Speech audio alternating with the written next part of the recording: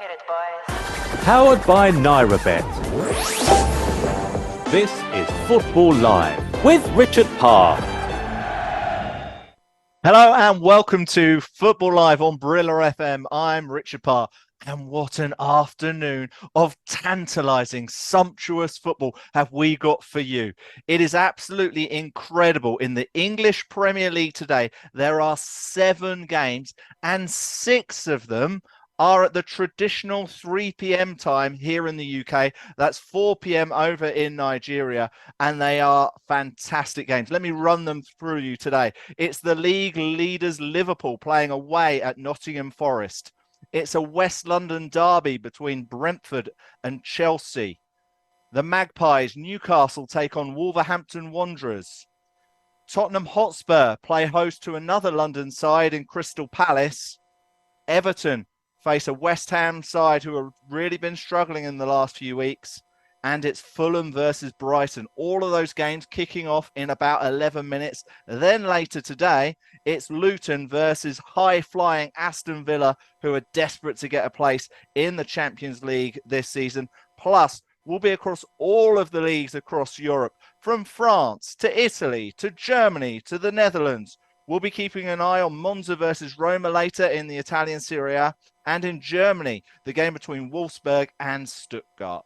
But today, there's only one place we can start, and that is with the league leaders, Liverpool. Last week, they won the Carabao Cup, where they had to field 6 different kids from their academy. Then they played 9 of them in midweek as they beat Southampton 3-0 in the FA Cup. And today, they're away at Nottingham Forest, who were pretty poor last week away at Aston Villa, losing that game 4-2. So let's first get the thoughts of the Nottingham Forest manager, Nuno Espirito Santo, ahead of this game between Nottingham Forest and Liverpool.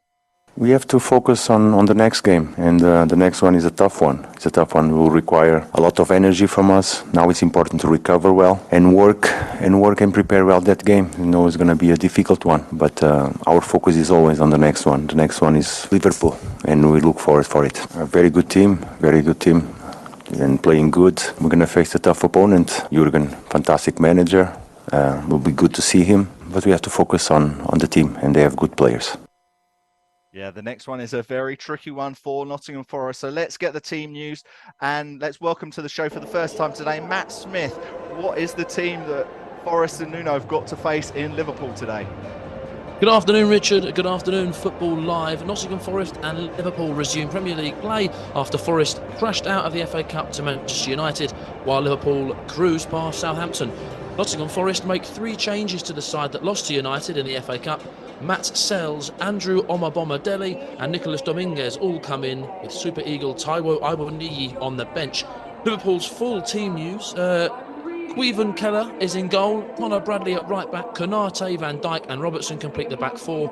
I believe Joe Gomez, Alexis McAllister and Bobby Clark as a 3 central midfield. Harvey Elliott one side, Luis Diaz the other and Cody Gakpo as the lone striker. But there's big news for Liverpool fans. Dominic Szoboszlai and Darwin Nunez both on the bench today. Nottingham Forest versus Liverpool at the City Ground, kicking off in a matter of 9 minutes. Matt, I enjoyed the way you weren't sure that Joe Gomez was playing in central midfield there. I believe he tried that in midweek against Southampton and he wasn't particularly good at it. Of course, we've mentioned some of the kids that have been in and out of this Liverpool side, and they've had plenty of injury troubles. Nottingham Forest haven't had the greatest of weeks, but since Nuno's taken over, they have scored in all 9 of their Premier League games. Could this potentially be a banana skin for Liverpool? I think there's definitely a point to be made there, Richard. Liverpool have not completed a league double over Forest since the 1984-85 season under Joe Fagan. So we go back years and years and years since they've done the double. And also Nottingham Forest are unbeaten in all 6 Premier League home meetings with Liverpool. They've won 3, they've drawn 3. Liverpool are yet to win in these 6 Premier League meetings at the City Ground. So really, all signs are pointing to a Forest win, a Forest draw.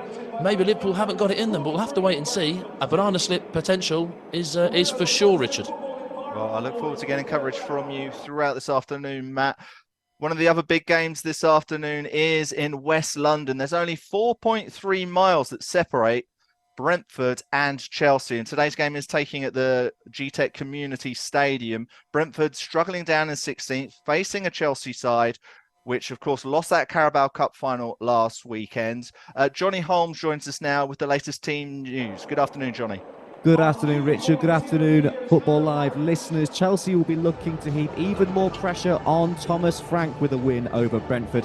Mauricio Pochettino himself is in need of a victory. His side currently slumped in the bottom half of the Premier League. Brentford, however, in deep trouble, down in 16th. Let's have a look at some team news then. For Brentford, it's Flecken in goal, 3 at the back, Nathan Collins, Christopher Ayer and Zanka, Reguilon, Janelt, Norgard, Onyeka and Roslev in midfield. Looks like they're going for some win-backs there with Reguilon and Roslev, and Visser and Tony up top. Looking at Chelsea now, Petrovic in goal, Chalobah, Disasi and Colwill at the back.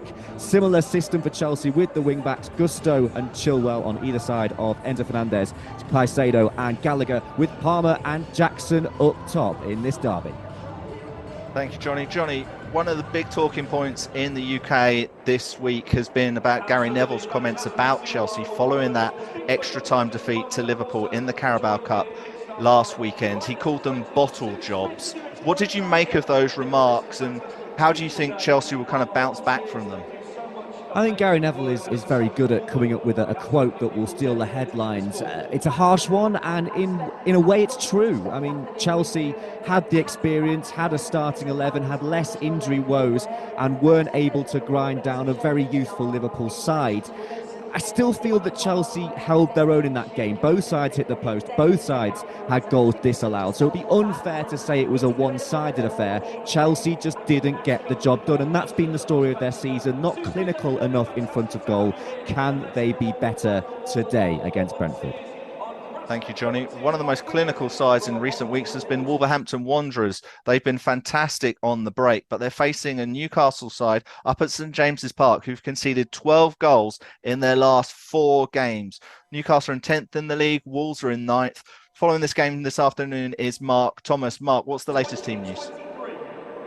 Welcome from Tyneside here. Newcastle hoping to rebound, Richard, from the disastrous 4-1 away defeat, of course, last week at Arsenal. Wolves were in 9th place, just 1 point and 1 place above them. And both teams, of course, had those big FA Cup matches during the week, which might have taken a little bit out of them, particularly Newcastle going into extra time and penalties. Eddie Howe makes 2 changes from the Arsenal debacle. Dan Burns replaces Livramento at full-back. Jacob Murphy is favoured up front instead of Miguel Almiron. Still no Callum Wilson or Joe Linton for them. Tommy Doyle comes in for Wolves instead of Gomes de Silva in midfield, and John Rickner Bellegrade, the Frenchman. He replaces the injured Hee Chan Young on the left. Should be an enthralling encounter today, both teams looking for that European place. Thank you so much, Mark.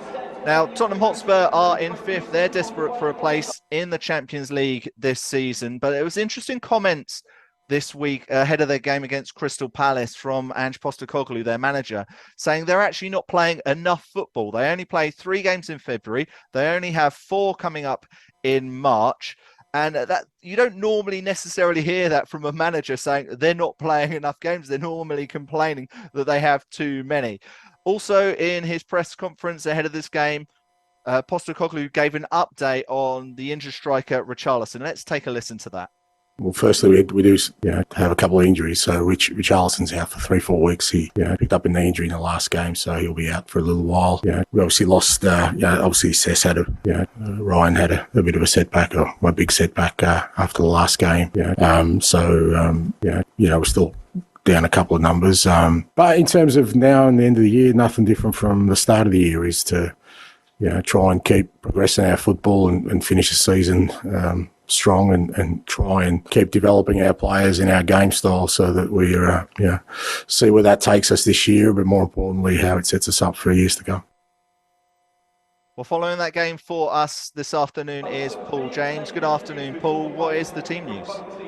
Good afternoon, and good afternoon to our Football Live listeners. And yes, for Tottenham, and it is 2 weeks since they last played in their 2-1 defeat to Wolves, have made 3 changes. They welcome back Destiny Udogie. Rodrigo Bentancur steps in for Pape Sarr. Timo Werner steps in for Richarlison, the injured Richarlison, that means Hans Heung-min can go into his regular centre-forward position. For Palace, just one change. Ebriche Eze is welcome back for Odsonne Edouard. Tottenham v Crystal Palace, kicking off in just a couple of minutes' time. Well, Eze back in the side could be a huge difference maker for Oliver Glasner and his team. Over in West London, there's a game between Fulham and Brighton and Hove Albion. Fulham are 12th, Brighton are 7th. Covering that game is Luke Charlton. Good afternoon, Luke. What's the team news? Good afternoon, Richard, and good afternoon, Football Live listeners. You joined me at Craven Cottage with the Fulham side recorded one of their most memorable Premier League results ever last Saturday, stunning Man United with a 97th minute winner at Old Trafford. Marco Silva's side are unchanged from that match, with Nigerian pair Calvin Bassey and the inform Alex Iwobi starting for the Cottagers. There are 7 changes to the Brighton starting lineup after Wednesday's 1-0 loss at Wolves in the 5th round of the FA Cup, with most notably Ivory Coast AFCON hero Simon Adingra dropping to the bench. Striker Evan Ferguson is back after sitting out the FA Cup defeat, while defender Joel Veltman also returns to the 11 after missing 9 of Brighton's last 12 games through injury. The home side's head-to-head record is extremely positive in this fixture, having never lost in 7 Premier League meetings, a record the Seagulls will certainly be hoping to break today. Thank you so much, Luke. Luke Charlton there. We'll be covering the game between Fulham and Brighton this afternoon. Luke mentioning Brighton playing in the Europa League this week, this Thursday, away at Roma. Another side which will be in Europa League action is West Ham United. They play Freiburg away in the Europa League on Thursday, but they've got Premier League matters today. They're away at Goodison Park facing Everton, and covering that game for us is Tom Cooney. Tom, what's the team news? Good afternoon, everyone. Welcome to Goodison Park for this clash between two of the Premier League's more long-term residents, Everton and West Ham United. With amongst the home fans, you'd have to say is a positive one in spite of off-field uncertainty. Sean Dyche, but quite a competitive side this year. Plenty of draws of late, but no win in the Premier League since victory over Burnley in mid-December. 2 changes to the Toffees today from the frustrating draw at Brighton. Amadou Onana is back amongst the starting 11. He's injured. I think for the injured Idrissa Gueye. Beto starts ahead of Dominic Calvert-Lewin, who drops to the bench. As for West Ham, well, they've been disappointing so far this year. Only 1 win in all competitions. But that did come in their last outing at home to Brentford. Jared Bowen back amongst the goals with a hat-trick in that game. He keeps his place today, as does everyone else. David Moyes' men unchanged as they seek back-to-back wins. A place in Europe, still the aim for the Hammers. Moments away from kick-off here on Merseyside. Tom, you mentioned there that the aim is still a place in Europe for the Hammers, but there is still so much pressure right now on David Moyes, and he still has the side in 8th. They started February in 6th. They won the Conference League, Europa Conference League last season. They're still in the Europa League. Is this pressure on Moyes right now justified? It's a difficult one, isn't it? Because, to be honest, even when things have been good for West Ham, you know, they won the Conference League last year, performing well in the Premier League. There's always been this discontent in the background with West Ham fans and you know, the style of football at the London Stadium. So, obviously, there's always pressure. I think, in a way, regardless of what happens this season, you do wonder if, even if they get into Europe, if West Ham and David Moyes will part ways at the end of the season. So part of me wonders if there's less pressure, because whatever happens, you'd expect that conversation to be taking place at the end of the season. Yes, we will see. Of course, a huge game for them today away at Everton. We will see what happens. It looks like all of the games are beginning to kick off in the English Premier League. We will bring you goal updates from those matches as they happen. Let me just give you a list of what else is going on in and around Europe at the moment. Over in the Bundesliga, we've got 5 games which kicked off about half an hour ago. It's currently 1-1 between Bochum and RB Leipzig. Darmstadt and Augsburg. Augsburg, listen to this, are 5-0 up after just 32 minutes. Unbelievable scenes in that game between Darmstadt and Augsburg. Heidenheim and Frankfurt is goalless, and Mainz are 1-0 up against Mönchengladbach, and it's currently goalless between Union Berlin and Borussia Dortmund.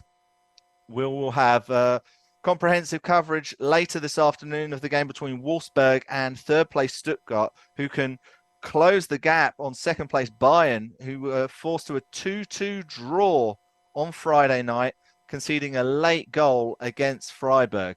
So that is not a good scene for Bayern Munich right now, who are completely struggling.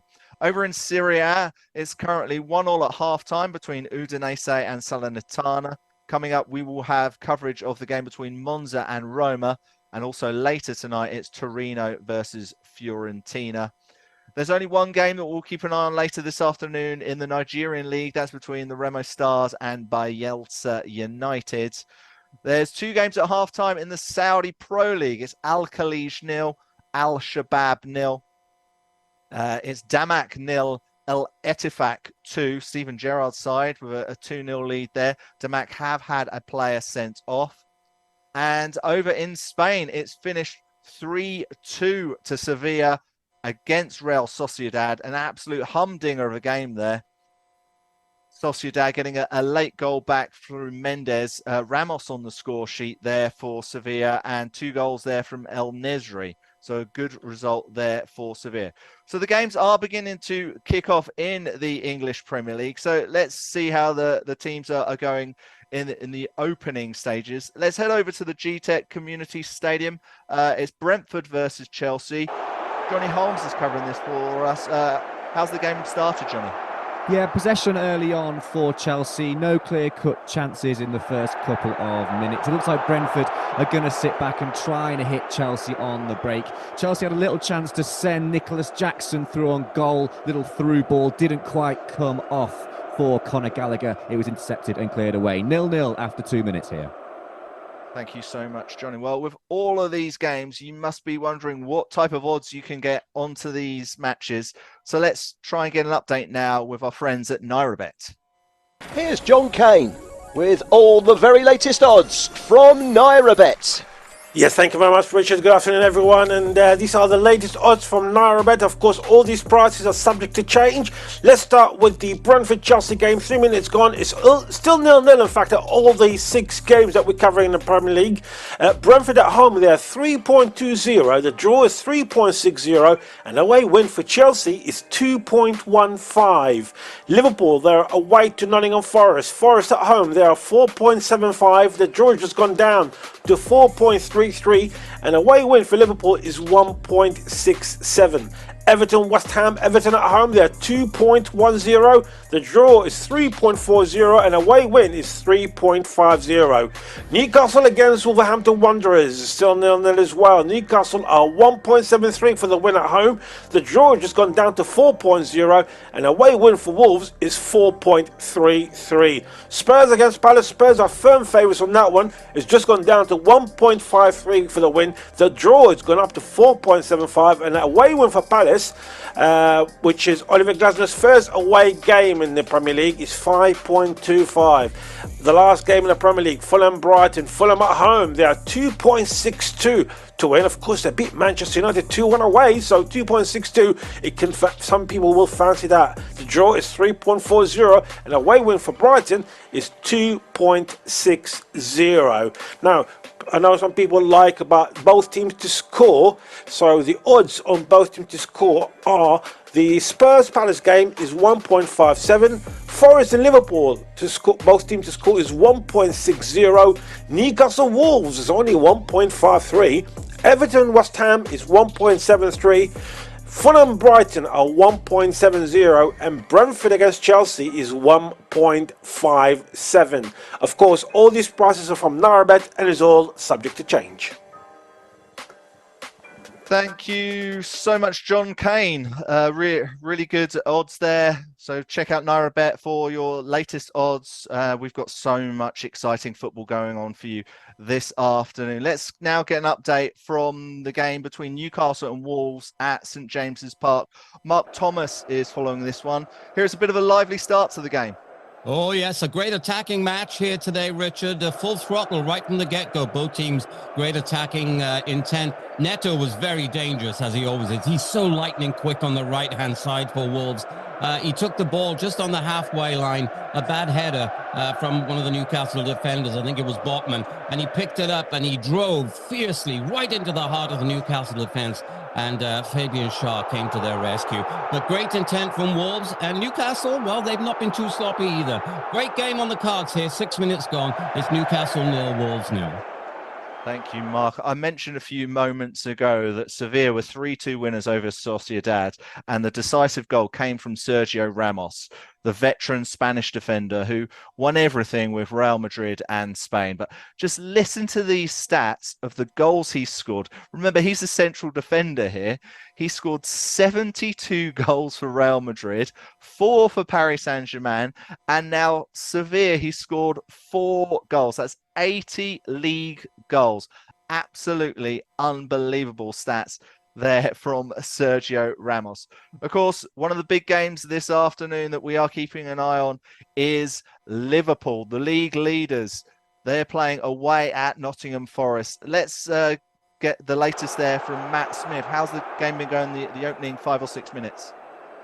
Well, both sides have had opportunities going forward, half chances here and there. Liverpool, as we expect, 75% of the possession, but Nottingham Forest, as we also expect, are sitting back and soaking up all the pressure.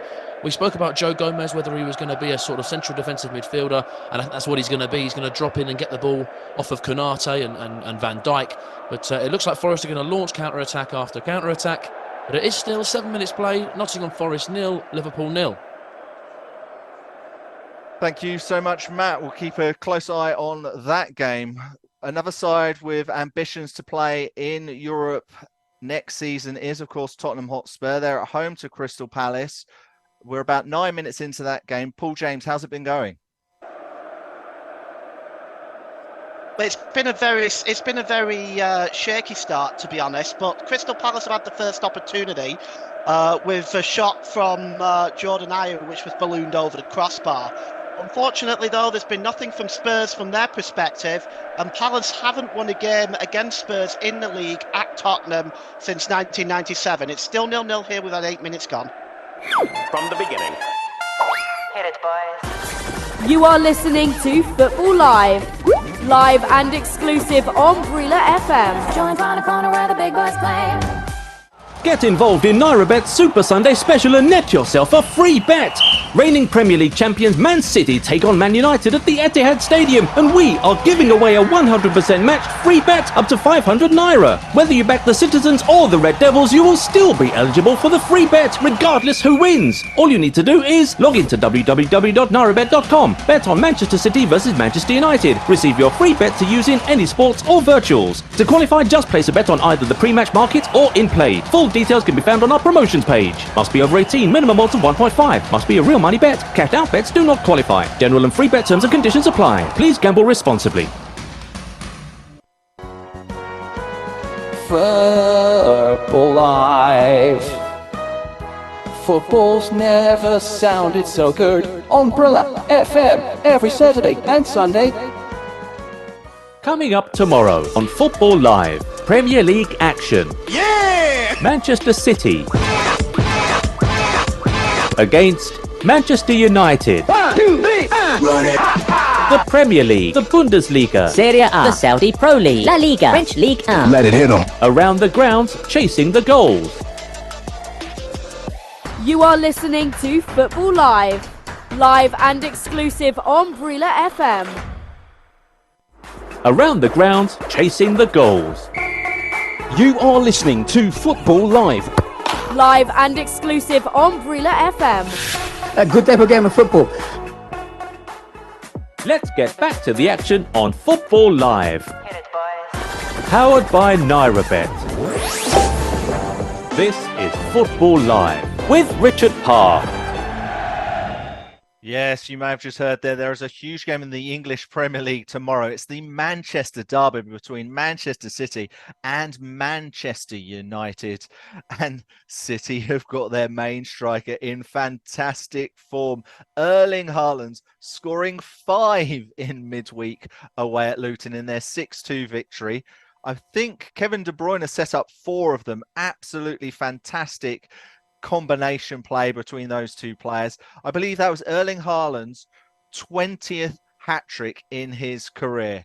What a lot of clubs would do for a striker like Erling Haaland. And one club I can think of in particular is Chelsea. And let's get an update now from Johnny Holmes, because I feel that Chelsea have had a few chances in the last few minutes, Johnny, and I feel like they might have been ones that a player like Erling Haaland would have taken. Yeah, quite possibly, Richard. It's what they're needing at the moment, and they didn't take these chances, first chances of the game, falling to Chelsea. Palmer into Enzo Fernandez, whose cross-come shot is deflected behind. Jackson was lurking, so it was important that it was dealt with by Brentford, and from the following corner, Disasi headed over. But recently, Brentford starting to come back into it. Visser has just curled a shot wide of Petrovic's goal, and Tony at the back post had a shot blocked. So chances for both sides, Richard. All right, we will keep all of our listeners updated on that game between Brentford and Chelsea. Now, the game between Everton and West Ham today, Everton actually had a good bit of news this week off the field, where their 10-point deduction for financial irregularities was actually reduced to 6 points. So they're now moved up to 15th in the table. They're facing a West Ham team that are playing in 8th. Has that good news off the pitch resulted into some improved play on it? Let's go to Tom Cooney. Tom. Yeah, well, it's been a positive start from the hosts. You have to say, really, there's not been too much between these two sides this season. I think if you take into account the points deduction and the difference in the table, it's probably the fact that West Ham just have a bit more quality in attacking positions with Kudus and the likes of Bowen and Paqueta, which probably explains the way this game has started. West Ham happy to sit in and take their chances when they come. A lot of puffing and puffing early from Everton, but no chances of yet, and no signs of any real quality when they get in and around the box. A cagey start, 12 minutes gone here at Goodison Park. It's Everton 0, West Ham 0. Thank you so much, Tom. And we have a goal at St James's Park. The goals, powered by NairaBet. Newcastle have conceded 12 goals in their last 4 games, but they have taken the lead at home against Wolverhampton Wanderers. Wolverhampton Wanderers did have that early chance through Pedro Neto, but it's Alexander Isak with the goal for Newcastle United. Just how important could that be for a side who are down in 10th in the English Premier League, facing a Wolves side who have been in great form. So let's get an update now with Mark Thomas on that goal. Mark. Yes, wonderful move. They played out very quickly in transition from defence to Newcastle. Put the ball out to Anthony Gordon, who's been very impressive on the left-hand side. He whipped it through, a bit of a deflection, but it came to Isak. And of course, he's in for his 16th goal of the season, a little header from a couple of yards out. Great start for Newcastle. I think we've got a bag full of goals coming here today for you, Richard. After 13 minutes, it's Newcastle 1, Wolves 0. I hope so for your sake, Mark, because 6 of the last 9 games between these two sides have ended 1-1. So I think we could suspect that Wolves might get an equaliser and there might be more goals to come. Let's head over now to the Tottenham Hotspur Stadium. Spurs are in 5th, facing 13th place Crystal Palace. Crystal Palace have a terrible record against Spurs, but I believe they've had a good chance. Paul James. Yeah, a free kick on the corner of the penalty area on the right-hand side was swung in. Jean-Philippe Mateta hit the shot, it was blocked, and it fell nicely to Adam Wharton, only about 12 yards out. He struck the shot, but it went well over the crossbar and almost into the upper tier of the stand at the Tottenham Hotspur Stadium. It's still 0-0, we've got almost 15 minutes played.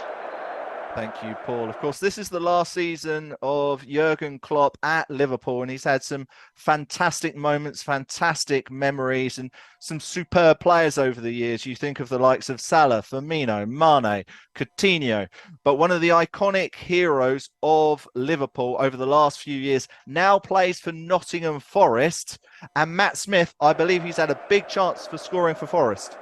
It is a big chance indeed, Richard. It's come really from nothing. Like I said, they've been soaking up enormous pressure from Liverpool. But Divock Origi's a big physical striker. He's had to come wide to receive the ball off Dominguez, and he turns and he shrugs off Robertson and he shrugs off Joe Gomez, and he's hurtling in towards the goal. He rifles a left foot shot towards Kelleher's goal, and it just whistles past the left side of the goal. Whistles past the post. So it's the first shot recorded of this game so far.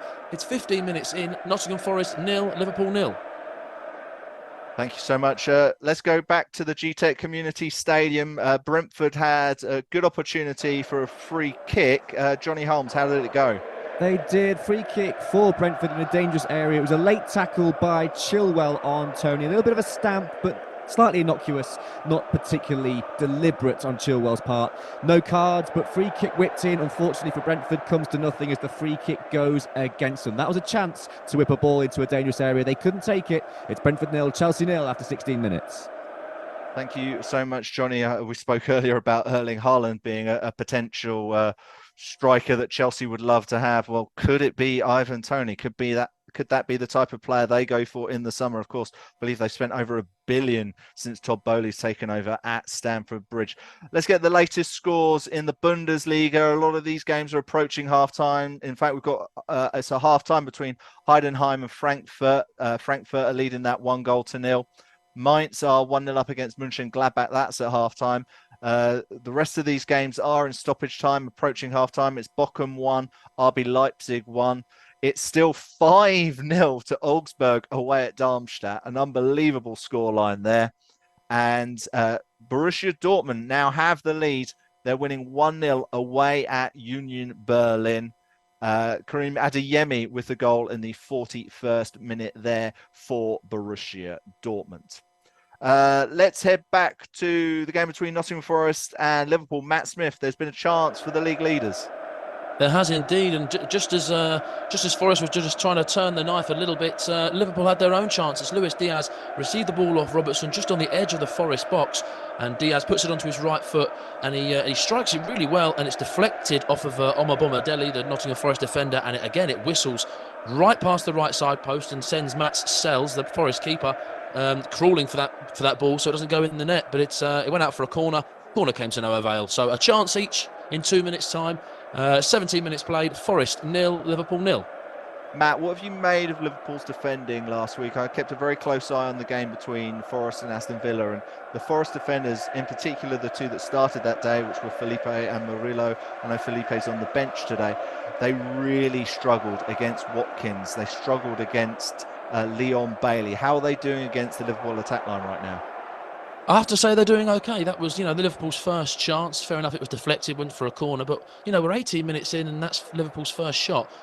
Maybe that's signs that Forest are doing something well, or, they're soaking up this pressure. And maybe it's the fact that Darwin Nunez and Salah are nowhere to be seen at the moment. You've only got Diaz and Gakpo and Harvey Elliott, which, maybe not your most prolific forward players, but chances nonetheless come to these players. They're holding up well at the moment. It's still 0-0. They'll take this point. If someone gave it to them before the game, they'd snatch the hand. 18 minutes played, Forest 0, Liverpool 0. Thank you so much. Liverpool do have Darwin Nunez on the bench. You do wonder if we will get to see him in the second half. Let's head over to the Tottenham Hotspur Stadium between Spurs and Crystal Palace. Paul James. Yes, what a great opportunity for Spurs. The ball was played long by Bentancur, and Tariq Mitchell was playing Timo Werner onside. Werner gets into the penalty area, one-on-one with Sam Johnston. He tries to go around Johnston, but Johnston gets his body in the way of the shot in the end, and it stays 0-0, 19 minutes gone. Thank you so much, Paul. Of course, the game between Everton and West Ham this afternoon is a bit of a homecoming for David Moyes, the West Ham manager. He was Everton's longest-serving manager since Harry Catterick between 1961 and 73, when he spent 11 years at Goodison Park between March 2002 and May 2013. Of course, he left to go to Manchester United to succeed Sir Alex Ferguson, and we all kind of know what happened there. But he did pretty well at West Ham. We were about to get an update there in the Everton game, but we've had a goal at Fulham. The goals, powered by NairaBet. Yes, it's a game between the two mid-table sides in Fulham and Brighton and Hove Albion. Fulham are 12th at the start of the day. Brighton are 7th. But it's the home side who have taken the lead in this game at Craven Cottage. Fulham, of course, had that wonderful win last weekend against Manchester United. And it's we will get an update very shortly on that game between Fulham and Brighton once we get confirmation. And I believe it's Wilson who's got the goal. I think Wilson has given Fulham the lead between Fulham and Brighton and Hove Albion. Yes, confirmation. Wilson giving the lead for Fulham. Greatly, we will get an update in that game very shortly. Let's quickly head over to West Ham, the game between Everton and West Ham. Tom Cooney, how's that game been going? Yeah, the last 10 minutes has gotten a little bit sloppy. Some loose passes from both sides, giving the ball away very, very cheaply. Everton giving away a couple of cheap corners as well, which you don't want to be doing with James Ward-Prowse on the pitch. A couple of good deliveries from him, and they nearly conceded. Mavropanos it was, with a good header just outside the 6-yard box, flashed it wide. So both teams really need to wake up here, because they're giving chances away quite easily. With 20 minutes gone in this game, it remains Everton 0, West Ham 0. Thank you so much. There's been a good chance in the game between Newcastle and Wolves. Mark Thomas. Yes, we've had a couple of good chances, actually, one at either end. First of all, Dan Burn picked the ball up on the halfway line for Newcastle. He thrust forward, passed the ball out wide to Gordon, who cut inside, and then put the return pass in the middle. And Dan Burn, like a teenager, kept galloping through the middle. Didn't get his shot on target when maybe he should have. It went just wide. And about 30 seconds ago, a wonderful, wonderful piece of attacking play from Wolves led to a corner. We had a bit of head tennis in the box there, and Totti finally put the final header over the bar from about 3 yards out. It's a lively game here, Richard. But right now, 22 minutes, Newcastle 1, Wolves 0. Thank you so much, Mark. And Crystal Palace are looking to try and get a rare win away at Tottenham, and they've had a good chance. Paul James. Yes, that's right. The ball was played through into the penalty area by Jefferson Lerma. Now, it took a bit of a deflection, but one-on-one with the goalkeeper was Daniel Munoz. It was very much 50-50, and both came for it. Vicario, incredibly brave, got down and made the save. He seems to be injured. He's still down at the moment. He's the only Spurs player to have played all 25 games this season for Spurs in the league. It's still Tottenham 0, Crystal Palace 0. Thank you so much. We've only had 2 goals this afternoon. Newcastle are leading Wolverhampton Wanderers 1-0, and just moments ago, Fulham took the lead against Brighton. Let's get an update of that goal from Luke Charlton. Luke. Yes, it's Fulham 1, Brighton 0. It's an excellent finish from Harry Wilson. He's teed up on the edge of the box by Rodrigo Muniz after a long kick up from Bernd Leno. It's knocked on by the Brazilian striker. Harry Wilson with a little bit of trickery inside the area and finishes superbly into the top left corner to give the home side the lead. It's been quite a cagey game so far, but hopefully this goal will now spring the action going forward. It's 24 minutes gone. It's Fulham 1, Brighton 0. Luke, both of these sides are missing key midfielders. Fulham are still without Polinia. Brighton are without Billy Gilmore. Who's kind of winning that midfield battle at the moment without those key players? I think, as I say, both sides are being quietly cautious at the moment. It seemed in the opening exchanges, particularly for Brighton, with Adam Webster seemingly playing in a holding role. There's a lot of defence built up in Brighton's side, and so it's been fairly, as I say, cagey, and a lot of tackles coming in. Yellow card was already shown to a Brighton player earlier in the match, and Simon Hooper's definitely been blowing his whistle a lot. But I think, as I say, that this goal here has come from a knock-on from a striker to give Fulham the lead. So I think hopefully now it will give Brighton a little bit of impetus to be a bit more attacking and keeping a solid formation with the number of defenders that they have. Thank you so much, Luke. It is Fulham 1, Brighton Hove Albion 0. Liverpool are the league leaders. They're 1 point ahead of Manchester City. They're 2 ahead of Arsenal, and they've had a good chance against Nottingham Forest. Matt Smith.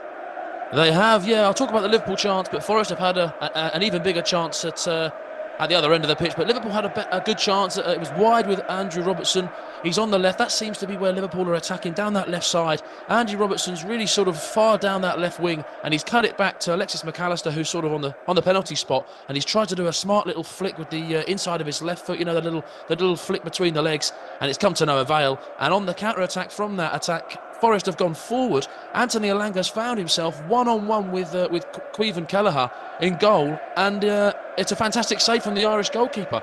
Elanga's only got to either take it round the keeper or slot it past him, and Kelleher's got his foot just in the way and blocked a good little shot. So Forest have had a massive chance, arguably the chance of the game so far, but it is still Nottingham Forest 0, Liverpool 0 after 25 minutes.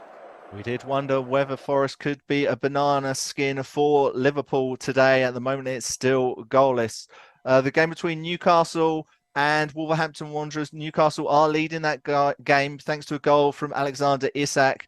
And Mark Thomas, I believe they've had the chance to double their lead. Yes, they've had a couple of good chances, Richard. We just had a free kick, a little bit too central, maybe, right in the centre of the semicircle, just outside it. Of course, Kieran Trippier, the free kick specialist, making his 350th league appearance today, stepped up. All the Geordie hearts were in their mouths. Unfortunately, the ball went straight against the wall. The Bulls wall did its job. It's been an interesting concept of a game. Wolves are passing the ball more freely, very, very nicely, when Newcastle are relying on the counter-attacks. 26 minutes gone, still 1-0 to Newcastle. Thank you, Mark. Chelsea are playing away at Brentford. It's only a distance of 4.3 miles, and it sounds like at the moment Chelsea are dominating possession, but Johnny Holmes, I believe it's Brentford who are making the best chances. Yeah, a flurry of chances for Brentford, but earlier and before that, Chelsea. How many times have we said that for them the issue is decision-making in the final third? What is Jackson doing? It's a 3-on-2 for Chelsea, a massive chance, and Conor Gallagher's on the left-hand side screaming for it, and Jackson, rather than playing the simple pass to put him through on goal, he just tackles himself and loses control, and that leads to a flurry of chances for Visser. First one hits the side netting, second one he goes for the bicycle kick, the ambitious, the acrobatic, straight into the arms of Petrovic. Still 0-0 here after 26 minutes. Thank you, Johnny Holmes. It's still goalless between Everton and West Ham, but the home side have had a good chance. Tom Cooney. Yeah, it's been really, really scrappy so far. Quite poor, the standard of the game, but we just had a little bit of quality. Dwight McNeil picked the ball up from Tarkovsky in the number 10 position, found a little bit of space, he turned and he slipped in Beto, who's one-on-one from the angle. It's a really good opportunity and he has to score. Everton need to be putting them kind of chances away. He kind of kicks into the ground a little bit and the ball goes straight at Areola in net, who saves it with his feet. Sean Dyche turns away in a little bit of disgust. He knows that was a big chance, and it's typical of Everton this season, wasting opportunities, not clinical enough. 27 minutes gone in this game. Everton has spurned in a big chance. Everton 0, West Ham 0. Thank you, Tom. We've got 6 games going on in the English Premier League at the moment. It's Brentford 0, Chelsea 0. It's Everton 0, West Ham 0. It's Fulham 1, Brighton 0. It's Newcastle 1, Wolverhampton Wanderers 0. It's Nottingham Forest 0, Liverpool 0. And it's Tottenham 0, Crystal Palace 0. So I think now would be a great time to head over to John Kane and get some odds with NairaBet. Here's John Kane with all the very latest odds from NairaBet. Yes, all the latest odds from NairaBet. Of course, all these prices are subject to change. We've got 2 goals so far in the Premier League. The first one is at Newcastle, who are leading Wolves by 1-0 after 29 minutes. Newcastle, with that lead, they are only 1.33 for the win. The draw has gone up to 5.25, and if you fancy a Wolves away win, they are 9.0. The other goal came at Fulham. Fulham leading Brighton by 1-0. Fulham, with that lead, they're still good healthy price at 1.60. The draw is 4.0, and away win for Brighton is only 6.0. You've heard a lot from Forest. Liverpool still 0-0. However, Forest at home, they are 5.50 for the win. The draw is 3.80, and away win for Liverpool is still more or less favourite as 1.67. Spurs Palace still 0-0. Spurs are 1.67 for the win. The draw has just gone down to 3.80, and away win for Palace is 5.50. It's also 0-0 in the remaining 2 games. Everton West Ham. Everton 2.38 for the win. The draw is 3.80, and away win for Palace. For West Ham, I beg your pardon, it's 3.40. Brentford Chelsea also 0-0. Brentford 3.30 for the win at home. The draw is 3.10, and away win is 2.38. And again, let's go to both teams to score for the remainder games. Still 0-0. So Spurs Palace, both teams to score is 2.0. Forest Liverpool, it's a good odds, and 2.30. Everton West Ham has just got up to 2.40, and Brentford Chelsea is 2.20. Finally, some of the other games are happening at the moment. Udinese against Salernitana, I beg your pardon, in Italian Serie A is 1-0 after 71 minutes. Udinese are 4.50 for the win. The draw is 1.80, and away win for Salernitana is 3.80. It's actually, there's an interesting game happening in the Scottish Premier League. Rangers are losing to Motherwell by 1-0. However, they're still favourites. In fact, it just got suspended, so there must be something that was going to give you some odds on that, but it's just gone missing. So I'll leave it as that for the time being, Richard. All the prices, of course, from Nairabet, and is all subject to change. Thank you so much, John Kane. We've got some massive games going on this afternoon in the English Premier League. Liverpool in their have won all of their last 5 games, and they scored 15 goals and they conceded 3, and they came close to having another goal against Nottingham Forest. It's still goalless between Forest and Liverpool. We'll head over to that game in just a moment, but there's been another goal in the game at Craven Cottage between The goals, powered by Nairabet. Yes, there's been another goal at Craven Cottage between Fulham and Brighton and Hove Albion, and it has gone the way of the home side. Fulham are now 2-0 up against Brighton and Hove Albion. They've taken the lead through Wilson in just the first few minutes, and they have just doubled it just moments ago. And it's Muniz, who's been in great form for Fulham in recent weeks. He has doubled the lead for Fulham. But listen to this. We also now have another goal in the game between Newcastle and Wolves. The goals, powered by Nairabet. Mark Thomas earlier told us that he expected more goals in the game between Newcastle and Wolves, and we have got them. It's Anthony Gordon doubling the lead for Newcastle. Mark, tell us all about it. Yes, it was a breakaway down the right-hand side. Jacob Murphy, who was in for Almiron today, did a wonderful job, put the ball into the box. One of those areas right between the goalkeeper and the defender. The goalkeeper made the choice to come out. He parried it on the floor. Anthony Tom Gordon did not need another chance. He struck it into the net. A little bit of a tap in, actually.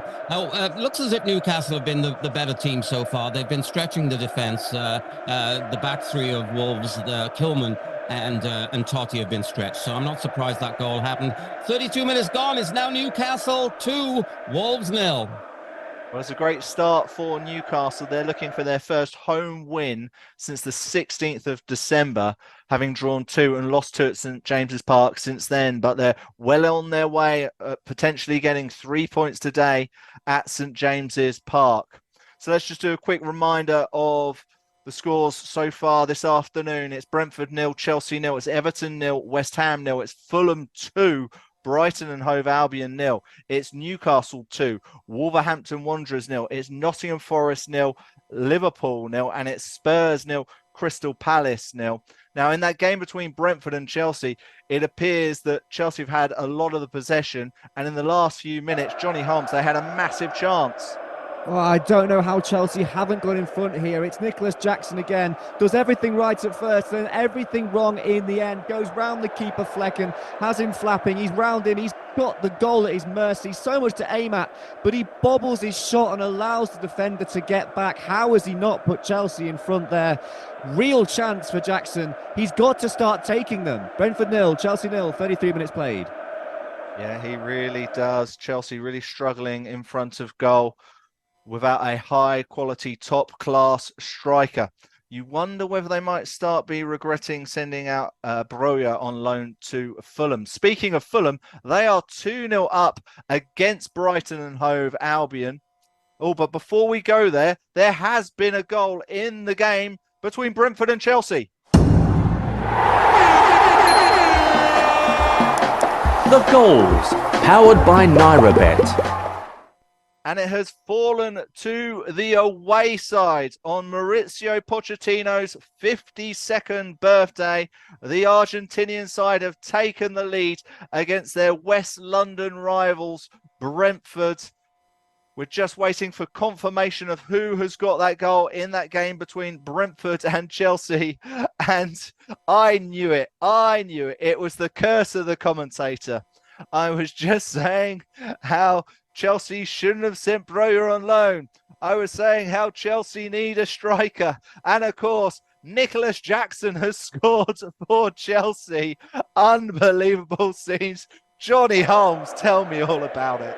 Well, it's always the way, isn't it, Richard? We were saying about he needs to start taking his chances. What a brilliant header by Nicholas Jackson. A fine striker, may I say. Whipped in brilliantly by Chelsea from the right-hand side. And there's Nicholas Jackson rising highest to nod it past Flecken. Nothing he could do about it. He's got his goal. Chelsea have got their goal. Brentford 0, Chelsea 1. 35 minutes played.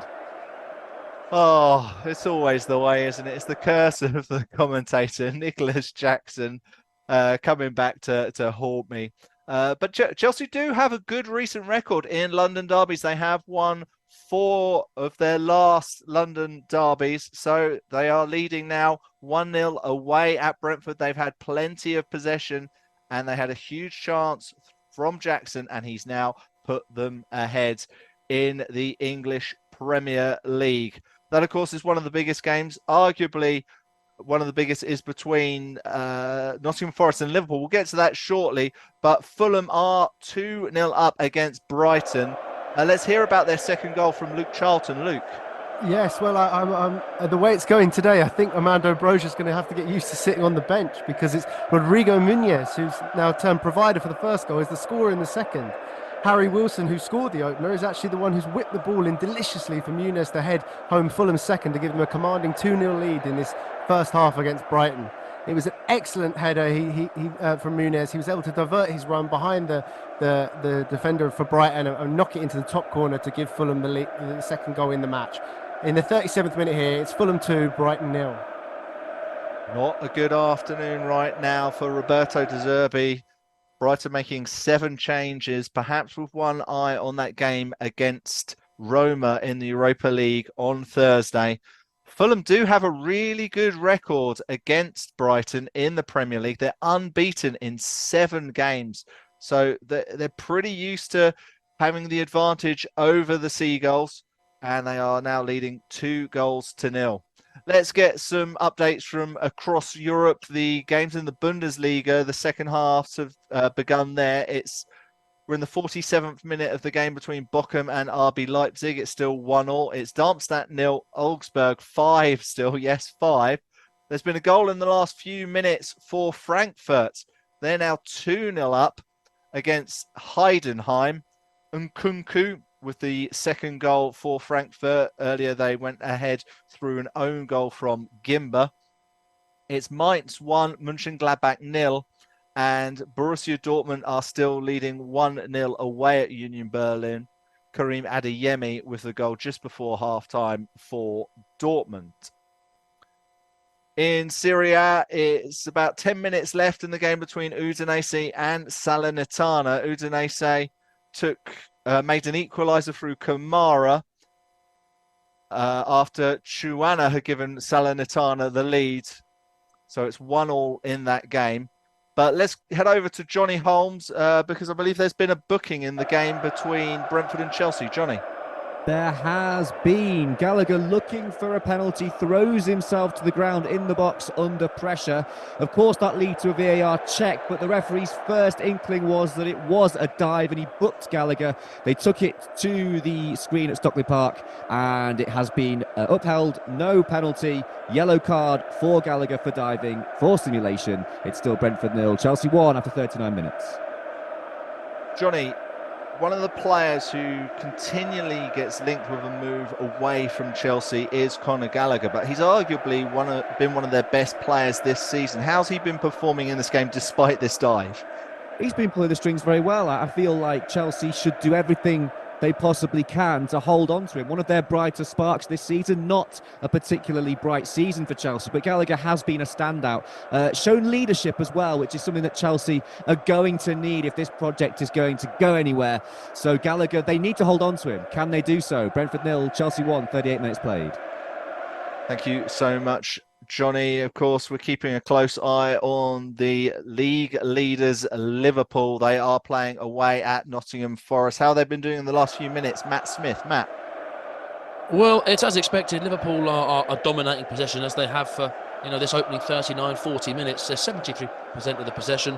They've had 8 shots, but get this, not a single shot on target. They've had 4 off target and 4 blocked by the Forest defenders. So the Forest goalkeeper Matt Sells hasn't really had much to do apart from run across this side, run across that side to just see the ball out wide. And the longer this game goes on, the more confident Forest will feel, and the more desperate Liverpool fans will be getting. It's 40 minutes played. It's Nottingham Forest 0, Liverpool 0. Thank you so much. Let's find out how Liverpool's crosstown rivals Everton are getting on. They're facing a West Ham side who've been in really bad form in the last few weeks. Tom Cooney, what's been happening since we last caught up with you? Well, no sign of that West Ham's victory in their last game sparking them into life. They've been poor today, but Everton have been poor as well. It's been a really, really sloppy game. Can't fault the endeavour from both sides. They're working hard, but they try and get things going. A couple of passes and then it breaks down. The best chances of goals so far have come from set pieces. Since we last spoke, Everton have had a couple in towards Areola. Both have been dangerous, but the keeper and defenders between them have managed to deal with it. That looks the best, the most likely source of a goal for both sides, a set piece, because so far the play has been shocking. It's 40 minutes gone. It's Everton 0, West Ham 0. Thank you, Tom. Chelsea are leading away at Brentford at the moment by 1-0, but Johnny Holmes, they've had a couple of chances in the last few moments. They have the away side really on top now, trying to double their lead. Couple of chances here. Enzo Fernandez fed wing back Ben Chilwell, whose shot was blocked. And then Nicholas Jackson is sent in on goal, slightly wide, a bit of an angle on the left-hand side, a tough angle to find the back of the net, and he's unable to do so. A smart stop by Flecken, but Chelsea really turning it on now. Brentford 0, Chelsea 1, 41 minutes played. Thank you, Johnny. There's a potential upset at the top of the championship table. Leicester City have been running away with that league and that league title and the possibility of bouncing right back up into the Premier League at first attempt. But they are currently losing at home to Queen's Park Rangers, who are 20th in the championship table. Elias Chair has given QPR the lead in the 38th minute. That would be quite the upset at the way this season has been going.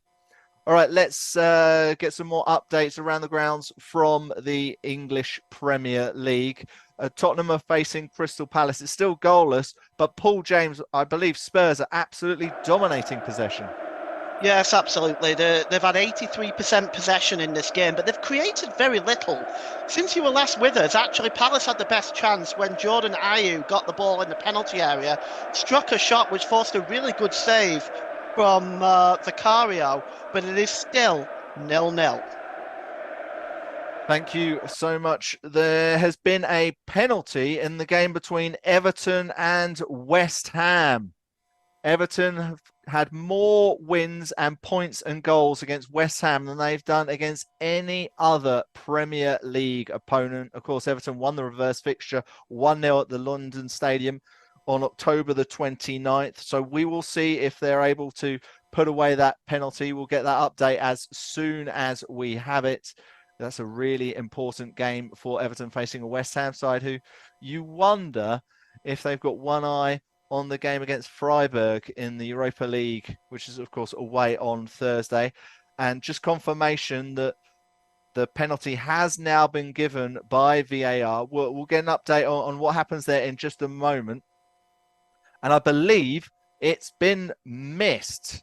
The penalty has been missed in the game between Everton and West Ham. That's an absolutely huge moment for Everton. Of course, they would be 13th in the Premier League had they not had the 6-point deduction. But because of the 6 points, they're down in 15th.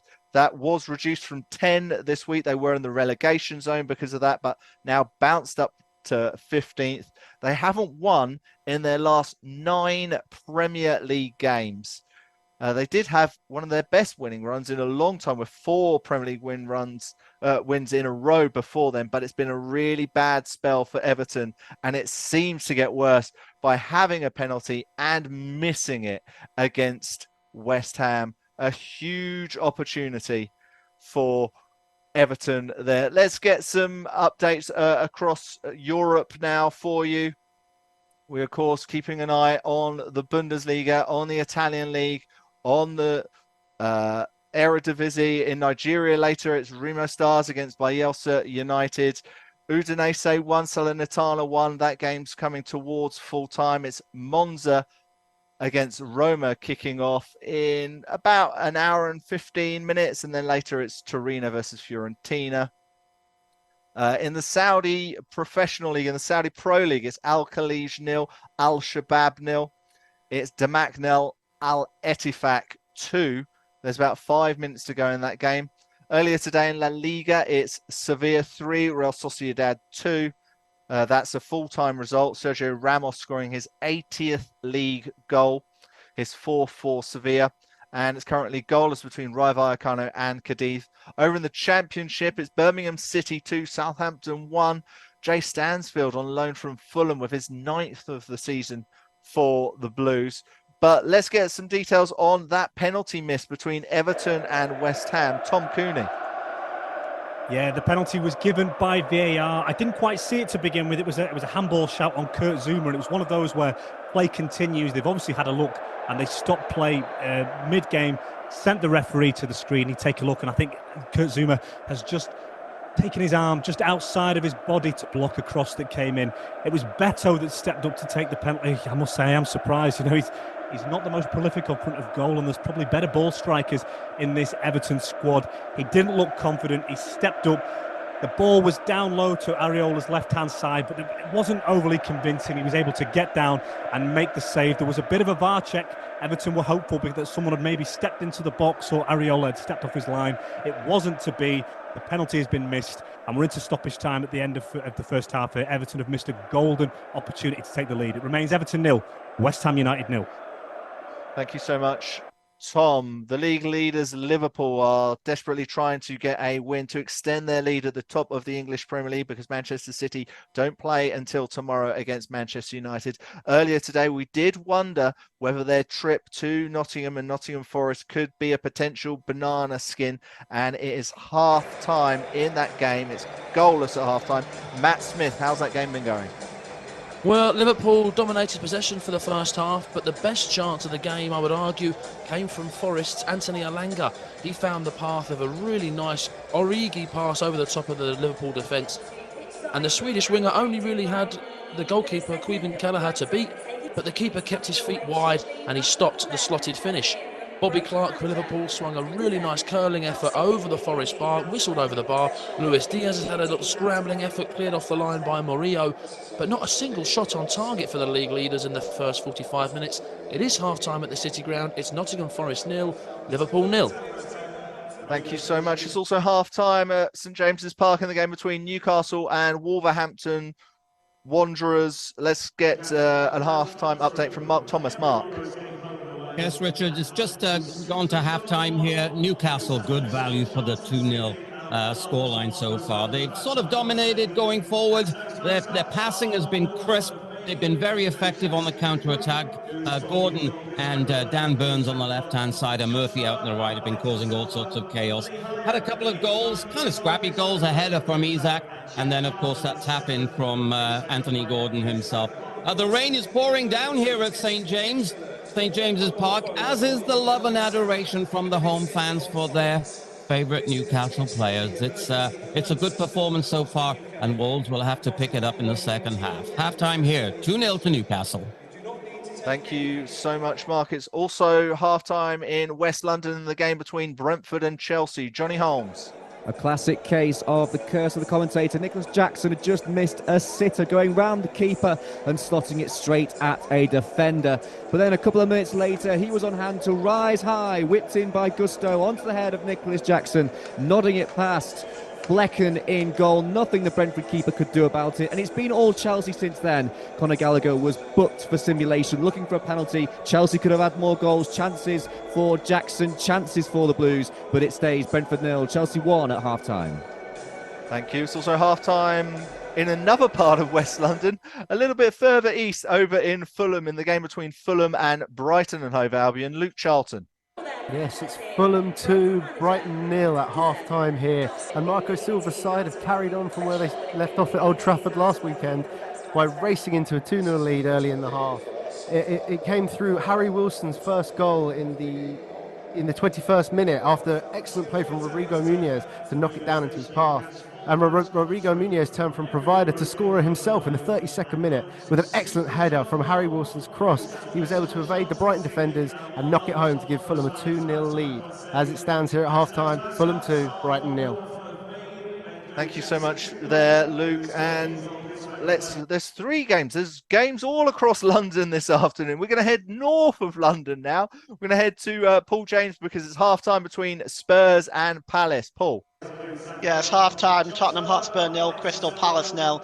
Despite all the possession for Spurs, they really haven't created much. Timo Werner coming the closest when he tried to round the goalkeeper, but that forced a good save from Sam Johnston. The best chance falling for Crystal Palace was Jordan Ayew inside the penalty area, and his half volley was superbly saved to his left-hand side by Vicario. It's half-time here. It's Tottenham 0, Crystal Palace 0. Thanks so much, Paul. There's some fantastic stats in the previous games between these two sides. Tottenham won their last 4 against Palace without conceding a goal, and 14 of the last 17. While Palace have lost 16 Premier League games against Spurs since promotion to the Premier League in 2013. And at Spurs, at the Tottenham Hotspur Stadium, Tottenham have won their last 8 Premier League meetings by an aggregate scoreline of, listen to this, 17-1. Unbelievable.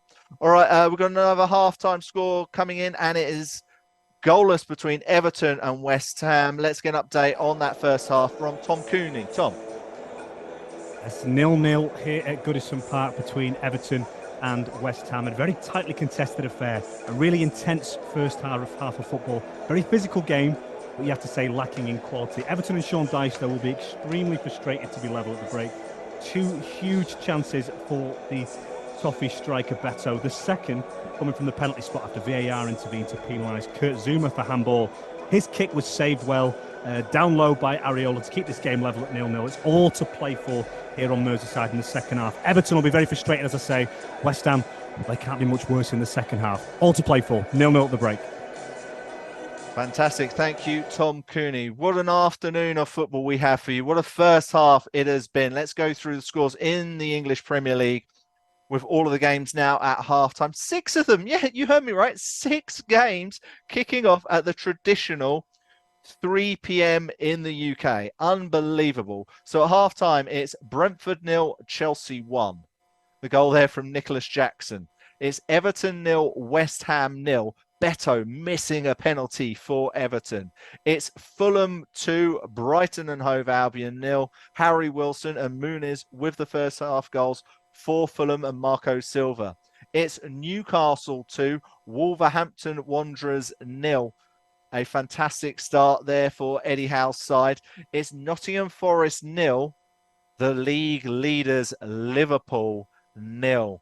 And it's Spurs 0, Crystal Palace 0. As I just mentioned, Spurs have got a great record against Palace, so they will be desperate to try and get those 3 points as they try and boost their way to get it back into the European places, particularly to play in the Champions League next season. So those are all the games we are covering at the moment. Coming up later on Football Live, we'll also keep an eye on Monza versus Roma in the Italian Serie A.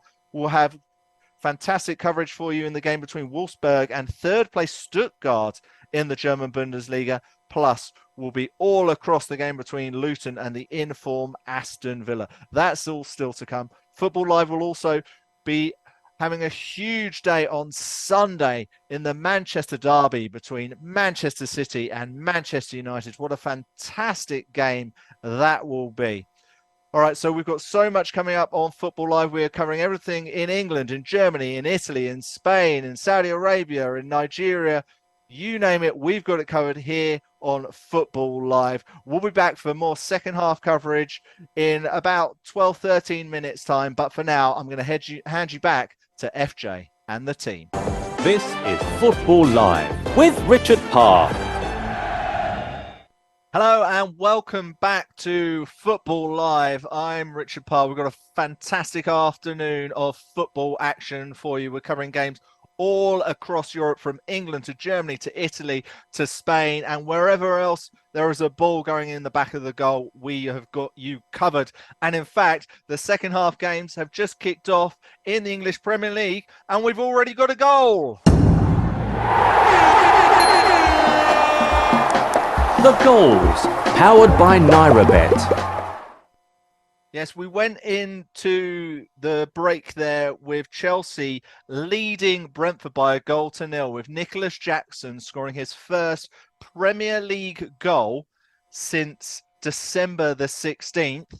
And there's been a goal early in the second half at the GTEC Community Stadium. And who scored it? Johnny Holmes. It's Roislev, and it's a poacher's finish from an unlikely source, and Brentford are level, the home side. He nips in ahead of Axel Disasi, who can't get back. It's a ball over the top. It's in towards Tony, who does brilliantly. It's sort of a half volley in towards Visser, in towards Reguilon, I think, and then it falls for Roislev, who gets the ball into the back of the net from close range, and we're back level at the GTEC. Brentford 1, Chelsea 1 after 50 minutes.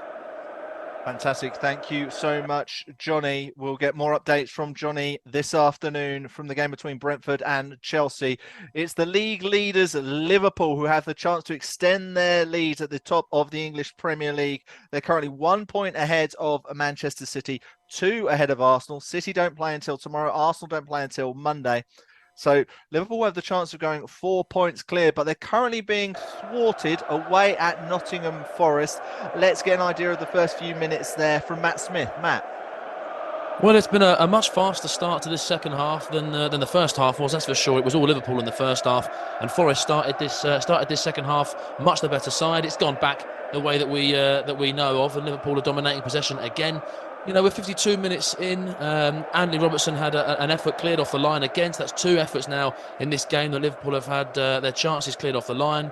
Liverpool, again, you know, trying to break down this Forest defence. They're going to have to be patient, but how patient can they be? It's 52 minutes played. Nottingham Forest 0, Liverpool 0. So much, Matt. One of the games which had plenty of goals in the first half was between Newcastle and Wolverhampton Wanderers. Newcastle went into the break leading 2-0. So let's head over now to Mark Thomas. Mark, have Wolves made any changes? Yes, surprisingly, and you don't see this too often, the goalkeepers come off at halftime. Jose Sarr, he's been replaced in goal by Dan Bentley. And Pedro Neto, a huge loss from them up front. He was their brightest spark in the first half by a long sheet. And Nathan Fraser has replaced him, making his 6th appearance. Newcastle, you know, they've got the most amount of home clean sheets in the Premier League right now. So Wolves going to have to do something to break that. And you think that the next goal will be absolutely critical. 48 minutes gone here, Richard. It's still Newcastle 0. Newcastle 2, Wolves 0. Thank you so much. Over at the Tottenham Hotspur Stadium, it's Spurs facing Crystal Palace. It was goalless at half-time. Paul James, any changes there? No changes, but what we have seen is Jefferson Lerma storming into the back of James Maddison, and James Maddison immediately got up and got right in Lerma's face. Referee today, John Brooks, showed Lerma the yellow card. But there has been no chances really to mention in this second half. It is still 0-0. Thank you so much. It seems to be a thrilling game between Brentford and Chelsea. Johnny Holmes, Brentford have come close to taking the lead, I believe. They really have. Chelsea rattled at the start of this first half after that equaliser earlier on from Roislev. And Brentford have just hit the post through Janelt. He had Reguilon over, a man over on the left-hand side, decided to go alone, hits a shot and it just deflects off the post. It was through the legs of Chalobah, who may have got a touch on it to divert it onto the post, and it does not find the back of the net. Brentford inches away from the lead. Brentford 1, Chelsea 1, 53 minutes played. Thank you so much. Everton missed a penalty in the first half in their game against West Ham. Beto missing from the spot, but Everton have had a chance early in the second half of the game at Goodison Park. Tom Cooney. Yeah, that penalty miss coming right at the end of the first half, but Everton haven't let it affect them. They've started this second half really well, pushing from the first whistle. They've just had more of a half chance, to be honest. It was Dwight McNeil who swiveled about 25 yards from goal and unleashed a dipping volley into the bottom right-hand corner, and Alphonse Areola got down really well to save. Seeing McNeil striking the ball like this, and James Garner knocking the ball around well, obviously Doucouré as well. There's some good technical players. It surprises me even more that Beto was the one that took that penalty. Seeing it again, it was such a poor strike. But Everton haven't let it affect them so far in the second half. We're 5 minutes into the second half at Goodison. It remains Everton 0, West Ham 0. It's not been a very good afternoon so far for Roberto De Zerbi and Brighton and Hove Albion. They made 7 changes for this game away at Fulham at Craven Cottage, and they found themselves 2 goals down at half-time. Luke Charlton's covering this game for us. Luke, Roberto De Zerbi shuffled his pack for the second half, hasn't he? Yes, he's come out and he's definitely trying to make his side a lot more attacking in this second half, with Simon Adingra being brought on, the AFCON hero for Ivory Coast, in place of Tariq Lamptey. And he's also made a change with Julio Enciso, a bit of a catalyst for some positive performances for Brighton. But he's been replaced with Ansu Fati, really looking to try and go at this Fulham side. And so far in the opening exchanges, it's been very much a lot more of an open game. I feel there's been a lot of good chances. Calvin Bassey, actually, for Fulham, just missed a quite an easy header from a corner from Andreas Pereira to give Fulham a 3-0 lead. But Brighton are trying to manage the possession and get some more chances of their own, and are really pushing here to try and get a goal to hopefully give some impetus back to their own attack in this game. It still remains Fulham 2, Brighton 0 with 53 minutes gone. Thank you, Luke. And there has been a big penalty shout at the game between Tottenham and Crystal Palace. Paul James. Yes, well, Timo Werner got into the penalty area and Muniz come alongside him, and he definitely pushed Werner, but there doesn't appear to be enough.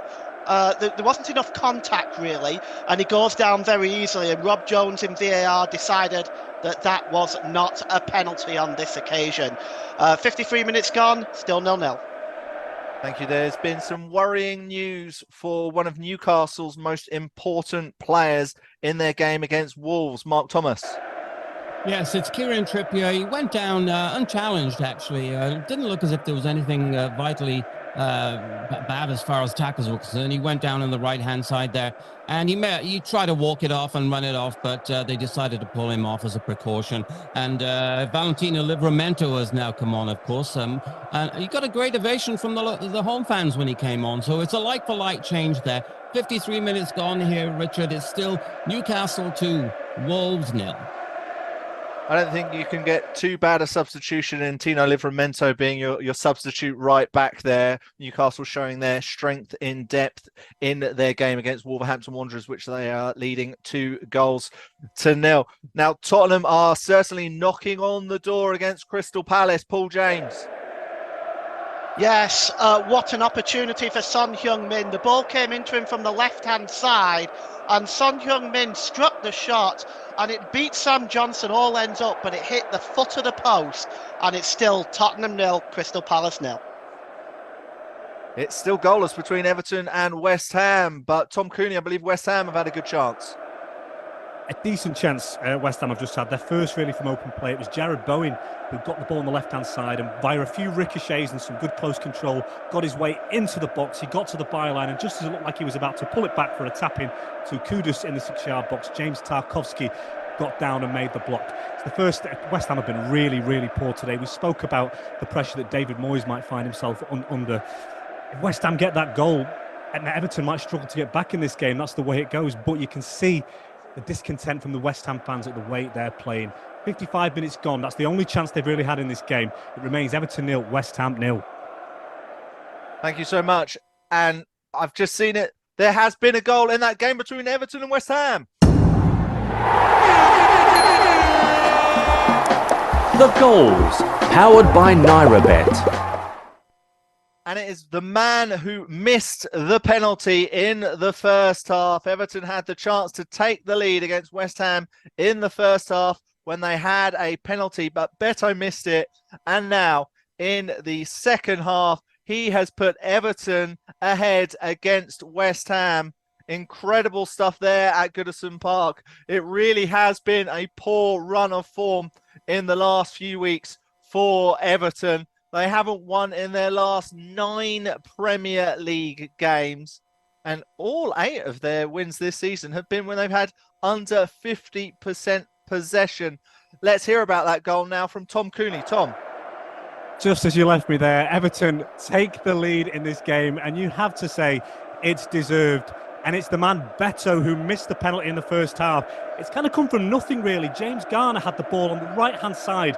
He's quite deep, midway into his own half. He looks up and he produces a stunning cross that catches West Ham out. The ball is whipped in into Beto. It takes the defenders out of the game, and it comes to him with space in the 6-yard box, and he really, really can't miss. If he'd missed this one, there would have been questions. Plants it firmly back across the keeper into the corner, and Everton have the lead 10 minutes into the second half. 56 minutes gone here at Goodison Park. It's Everton 1, West Ham 0. That could be a huge, crucial 3 points for Sean Dyche and co at Goodison Park. And we're about to tell you about, there has now been a goal in the game between Tottenham and Crystal Palace. The goals, powered by NairaBet. I told you earlier about the incredible record Spurs have against Crystal Palace. I told you that they had a wonderful start to the second half where they thought they should have had a penalty. Then they had a really close chance, and they have now found themselves a goal down against Crystal Palace. Eze returning to the side. He'd been injured. He'd been out for a while. He returns to the Palace side, and he has scored for the away side. Paul James. Yes, well, it came from a free kick from about 20 yards out. Foul by Rodrigo Bencantor on Eze, which suitably gave him the yellow card, but the free kick was sensational. It was curled past Vicario on his left-hand post. There was no chance for the Spurs goalkeeper, and Spurs are now staring down the barrel at their second home defeat and their first to Palace since 1997 in the league at Tottenham. It's 1-0 here. We're almost at the hour mark. Incredible stuff. There is a thrilling game between Brentford and Chelsea over at the GTEC Stadium. Johnny Holmes, what's been going on? Well, it was a half chance for Brentford, a scramble in the Chelsea box, which actually led to a chance for the Blues as Gusto got the better of his man, went racing down the right-hand side, put a cross into Cole Palmer, who's waiting around the penalty spot to slot home, but he goes just wide with the shot. Should have done better. Big chance for both sides to get ahead. Cole Palmer with the biggest. Couldn't take it though. Brentford 1, Chelsea 1, 61 minutes played. Newcastle are leading 2-0 against Wolverhampton Wanderers, and they've come close to scoring a third, Mark Thomas. Yes, it should have been 3-0, should have been game all over. Some beautiful play between Anthony Gordon and Dan Burn down the left-hand side. A lovely cross. Willer came charging in, unmarked, right in the centre of the goal, 6-yard box. His header miraculously cleared by Totti, who was actually moving backwards on the line as he managed to scoop. He got his leg up in the air and he scooped the ball out, it seemed, when it was virtually going to go in the back of the net. Big let-off for Wolves. Newcastle, they're rampant right now. Still, Newcastle 2, Wolves 0. Not a great afternoon so far for Gary O'Neill and co, but it's looking good for Everton at the moment. They lead West Ham by 1-0, and they nearly got a second. Tom Cooney. No response from West Ham in this game after Everton taking the lead. It's Everton who have gone in search of a second goal. They nearly had it through Dwight McNeil. He broke away in the middle, played it out wide to Jack Harrison. The angle was quite tight. Harrison holds it up. He waits for McNeil to join him, chips it into the 6-yard box. And McNeil, who's flying through the air, tries to side foot it home. It goes straight at Areola, who's diving. It goes into his hands very gratefully. Either side, and it was a goal. Everton with 2 up. West Ham need to wake up in this game. 60 minutes gone. It's Everton 1, West Ham 0. Thank you, Tom. The league leaders, Liverpool, are still struggling to break down Nottingham Forest. They've made a few changes and they've had a big chance. Matt Smith. Yeah, the chance came to the fresh legs of Darwin Nunez. It's Luis Diaz on the left wing. Darwin Nunez has overlapped the winger, and he's pulled a left foot shot, and it's gone to the near post, but it has hit the side netting. So Nunez has come on, and Wataru Endo's come on for Robertson, and Liverpool are still knocking on this door. They're trying to break this defence down. 64 minutes played. Forest 0, Liverpool 0. Fantastic. Everton just moments ago thought they were going to go 2-0 up, but there has been a second goal now at Goodison Park. The goals, powered by NairaBet. And we heard just moments ago that Everton were so close to doubling their lead. But in fact, it's the away side, West Ham United, who have got the equaliser against Everton at Goodison Park. And it's the central defender, it's the former Chelsea man, Kurt Zouma, with the equaliser for West Ham United. So it's Everton 1, West Ham 1. Everton had a huge chance to go 2-0 up. It could be such an important game. It is such an important game for Everton. They haven't won in their last 9, and they've taken the lead, and they're now been pegged level against West Ham United. We'll get an update of that goal very, very shortly. Let's just give you a reminder of the score so far. It's Brentford 1, Chelsea 1. It's Everton 1, West Ham 1, as I just mentioned. It's Fulham 2, Brighton 0. And in fact, let's now get this update on the Everton goal, Tom Cooney. On the West Ham goal, Tom Cooney. Yes, Everton will be ruining that missed opportunity moments ago. West Ham have got the goal, and no surprises, it's come from a set piece. It was Kudus that had a hopeful shot that deflected off James Tarkowski out for a corner, and it's James Ward-Prowse that steps up. He curls one into the 6-yard box. You have to wonder if maybe the goalkeeper could have come from it. Kurt Zouma from underneath it gets a clumsy contact on it. It might come off his shoulder, but it loops. No, it comes off his head, seeing the replay, and it's right into the top corner. James Garner on the post can do nothing about it. West Ham level in this game. They probably don't deserve it, but it's anyone's game now. 62 minutes gone. Everton 1, West Ham 1. From the beginning. Hit it, boys. You are listening to Football Live. Live and exclusive on Brila FM. Join round the corner where the big boys play.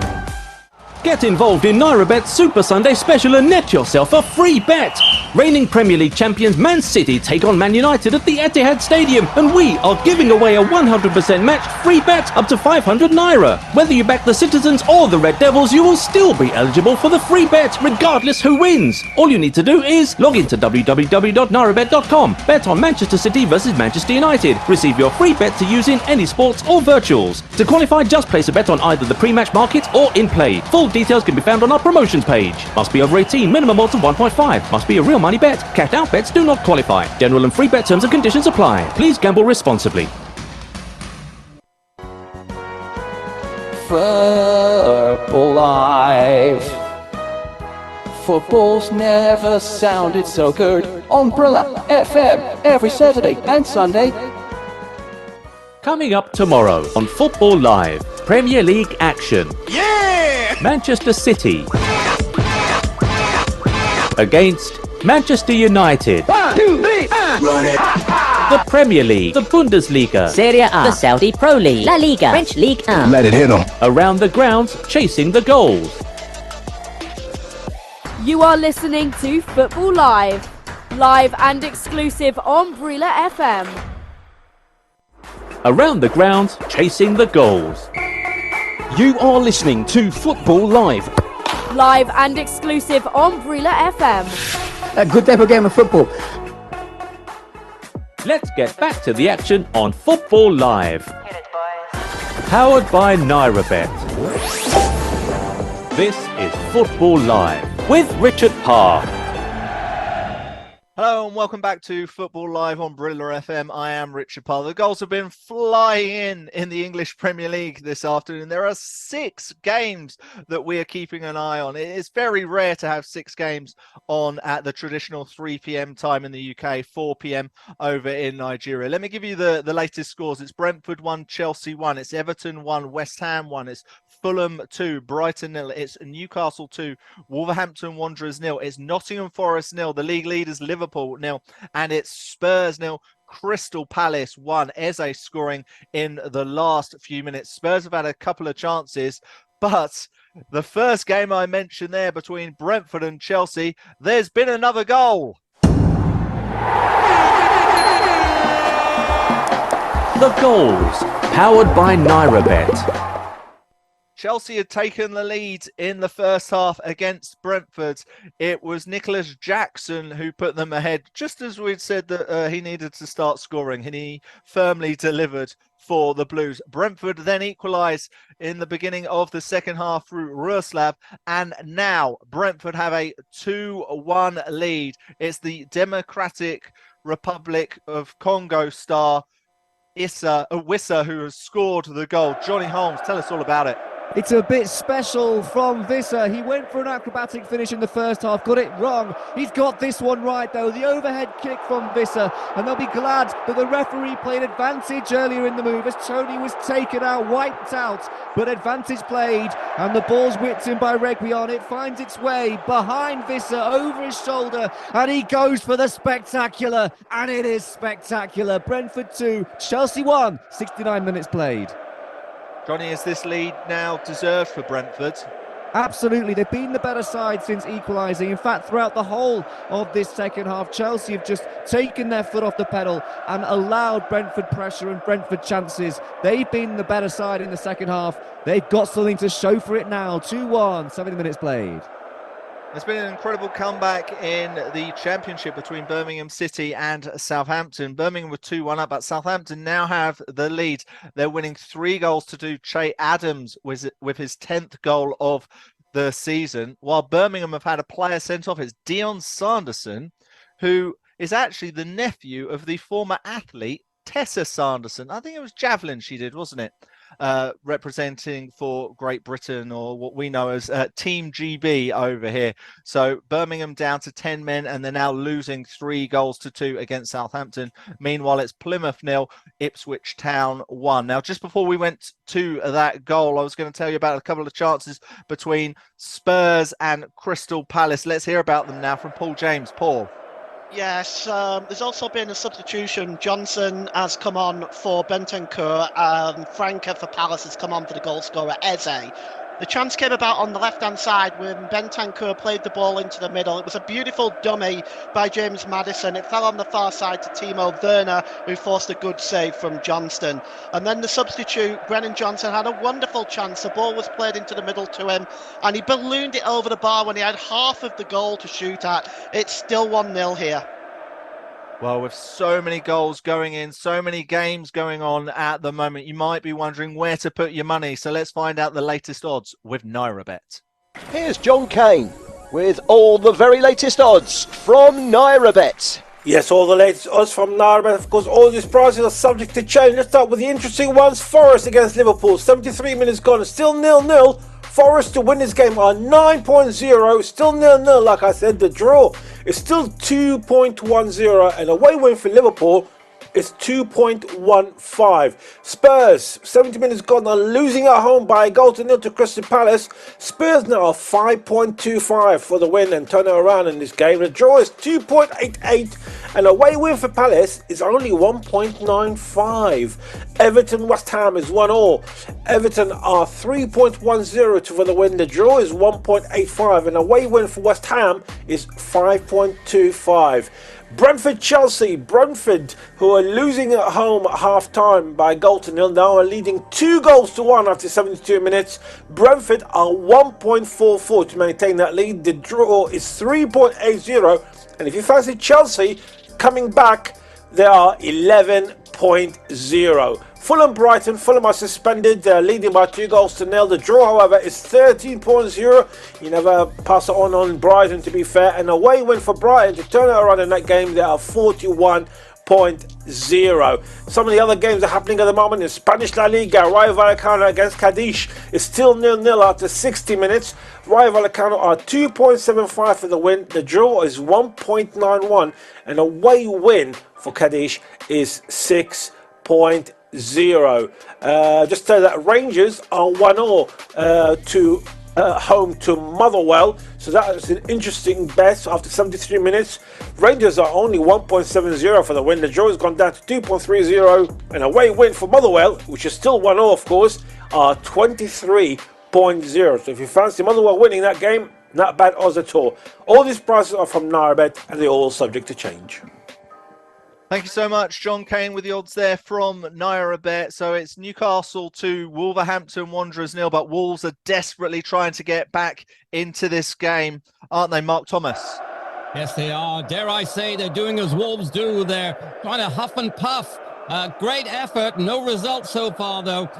Belgrade had a great shot just over, but it was a bit more creative from them. Then there was a wonderful run from the counter-attack from Lamina. He ran past 2 or 3 defenders. He got the ball on the counter-attack, out to Fraser, who just came on. He came in, cut in from the left-hand side. It was a beautiful, low, hard shot going into the left-hand side of the goal. Keeper Dubravka came up with what can only be described as a world-class save. And he's kept them in the game, to be honest. There's been another chance from Sarabia at the back post, and Dubravka saved the day again. It is still 2-0, but the Wolves, they're knocking on the door. Wolves are knocking on the door. Everton are trying to get their first win in 10 games in the English Premier League. It's currently 1-1 in the game against West Ham, but they've had a chance, Tom Cooney. Yeah, it's all gone a little bit flat here at Goodison Park since that equaliser, but a little flurry from the home side. Beto's had a shot from about 20 yards just in the corner of the box. It's taken a wicked deflection, nearly looped up into the far corner. Areola scrambling across his goal to make the save. As he made that save, Beto is asking the crowd for some noise to try and get that momentum back. And from the resulting corner, the ball, there was a bit of pinball in there, and it was cleared off the line by Souček, nearly dribbled in at the far post. Everton trying to get that momentum back. They've got 20 minutes to try and find a winner in this game. It remains Everton 1, West Ham 1. Everton's crosstown rivals Liverpool are trying to win the English Premier League in Jurgen Klopp's final season in charge, but so far they're being frustrated against Nottingham Forest. Matt Smith, are they getting closer to breaking the deadlock? They are indeed. Luis Diaz just had an enormous chance to take the lead in this 76th minute. He's come from the left, he's got the ball received wide, and we know he likes to cut in, and that's just what he's done. He's cut in on his right, but it's whistled past the post in the resulting shot. I just need to say something. 77 minutes in, and Liverpool have only had one shot on target. They've had 16 shots, 8 of them have been off target, 7 have been blocked. So I said that Forest would be holding on for dear life and defending and soaking up this pressure, and that's just what they're doing. 76 minutes played, Nottingham Forest 0, Liverpool 0. Szoboszlai has just come on for Harvey Elliott. They're starting to throw the big names at this Forest defence to see if they can break it down. Nottingham Forest 0, Liverpool 0. Matt, you mentioned big names there. Would this game be very different if Mo Salah was fit? I certainly think so. You have to look at their injury list, Liverpool, really. They've got Salah out, that's one of the names. They've got Joel Matip out, they've got Diogo Jota, Trent Alexander-Arnold, Alisson, Curtis Jones, you'd argue, Thiago, Gravenberch. So all these players that are missing, they're doing okay, Liverpool. They just need to get this goal to take the lead. All right, thank you very much, Matt. It's very interesting there between Nottingham Forest and Liverpool, the league leaders being held at the moment. But it's even worse for Tottenham Hotspur at home to Crystal Palace. They're losing, but Paul James, they're trying to get an equaliser. Yes, it was a really good ball into the box to Son Heung-min. He turned the Palace captain Joel Ward easily and struck the shot, and the goalkeeper was beaten, but it just went at the wrong side of the post as far as he is concerned. Sam Johnston has also been booked for time wasting, and a double substitution. Franca and Edouard come on for Eze and the injured Jordan Ayew. Still 1-0 here, 15 minutes to go. Thank you very much. In the English Championship, Ipswich have now doubled their lead away at Plymouth. They're now 2-0 up. Kiefer Moore with the second goal for Ipswich. Let's now head up to St James's Park between Newcastle and Wolves. Newcastle coming close to getting a third, or is it Wolves close to getting a goal back? Mark Thomas. A bit of both, actually, Richard. As I mentioned to you, Dubravka's made a couple of world-class saves. He made another one. Semedo put in a beautiful floated cross. Bellegarde, the Frenchman, came in with a header, saved point blank. It was a good height for Dubravka to save, in all honesty, but still, he had to make it. And if it wasn't for Dubravka, it would be the Wolves would have had 3 goals. They're regretting maybe not being able to finish as sharply as they could. We've got 15 minutes left here, and it's still a very interesting game. Newcastle 2, Wolves 0. Thank you, Mark. It's nearly got even worse for Mauricio Pochettino on his 52nd birthday. Chelsea are playing away at Brentford. Johnny Holmes. Brentford could be out of sight in this game, and they should have been. It's a big chance. Reguilon heads against the post, but I think we've had a goal, Richard. Yes, we have had a goal. It's in a different part of London. It's in North London. Spurs have scored. The goals, powered by NairaBet. Yes, Tottenham Hotspur playing at home in North London against a side from South London, Crystal Palace. Crystal Palace had taken the lead through Eze, but they have now equalised. Timo Werner scoring for Spurs. Paul James, tell us all about it. Yes, it was a terrible mistake by Anderson. He got caught in possession, and Johnson got into the penalty area. He pulled the ball across the penalty area, and there was Timo Werner for his first goal for Tottenham Hotspur, and Spurs are level. It is Tottenham Hotspur 1, Crystal Palace 1. Thank you so much. The huge game at the top of the table is with Liverpool. They're playing away at Nottingham Forest, and they have nearly found themselves a goal down. Tell us about it, Matt Smith. Yeah, it's Callum Hudson-Odoi completely against the run of play. The Englishman's found himself really wide on the left side, and again, like Luis Diaz likes to cut in, so does Hudson-Odoi. He's put it onto his right foot, just to the side of Conor Bradley, and he's, instead of whipping it round the goalkeeper on the far side of the goal, he's tried the cheeky little near post, but Caoimhin Kelleher in the Liverpool sticks is glued up, and it's a nice, comfortable save down to his right in the near post. 81 minutes played, Nottingham Forest 0, Liverpool 0. Thanks so much. It's Everton 1, West Ham 1, but there has been a chance in that game. Tell us about it, Tom Cooney.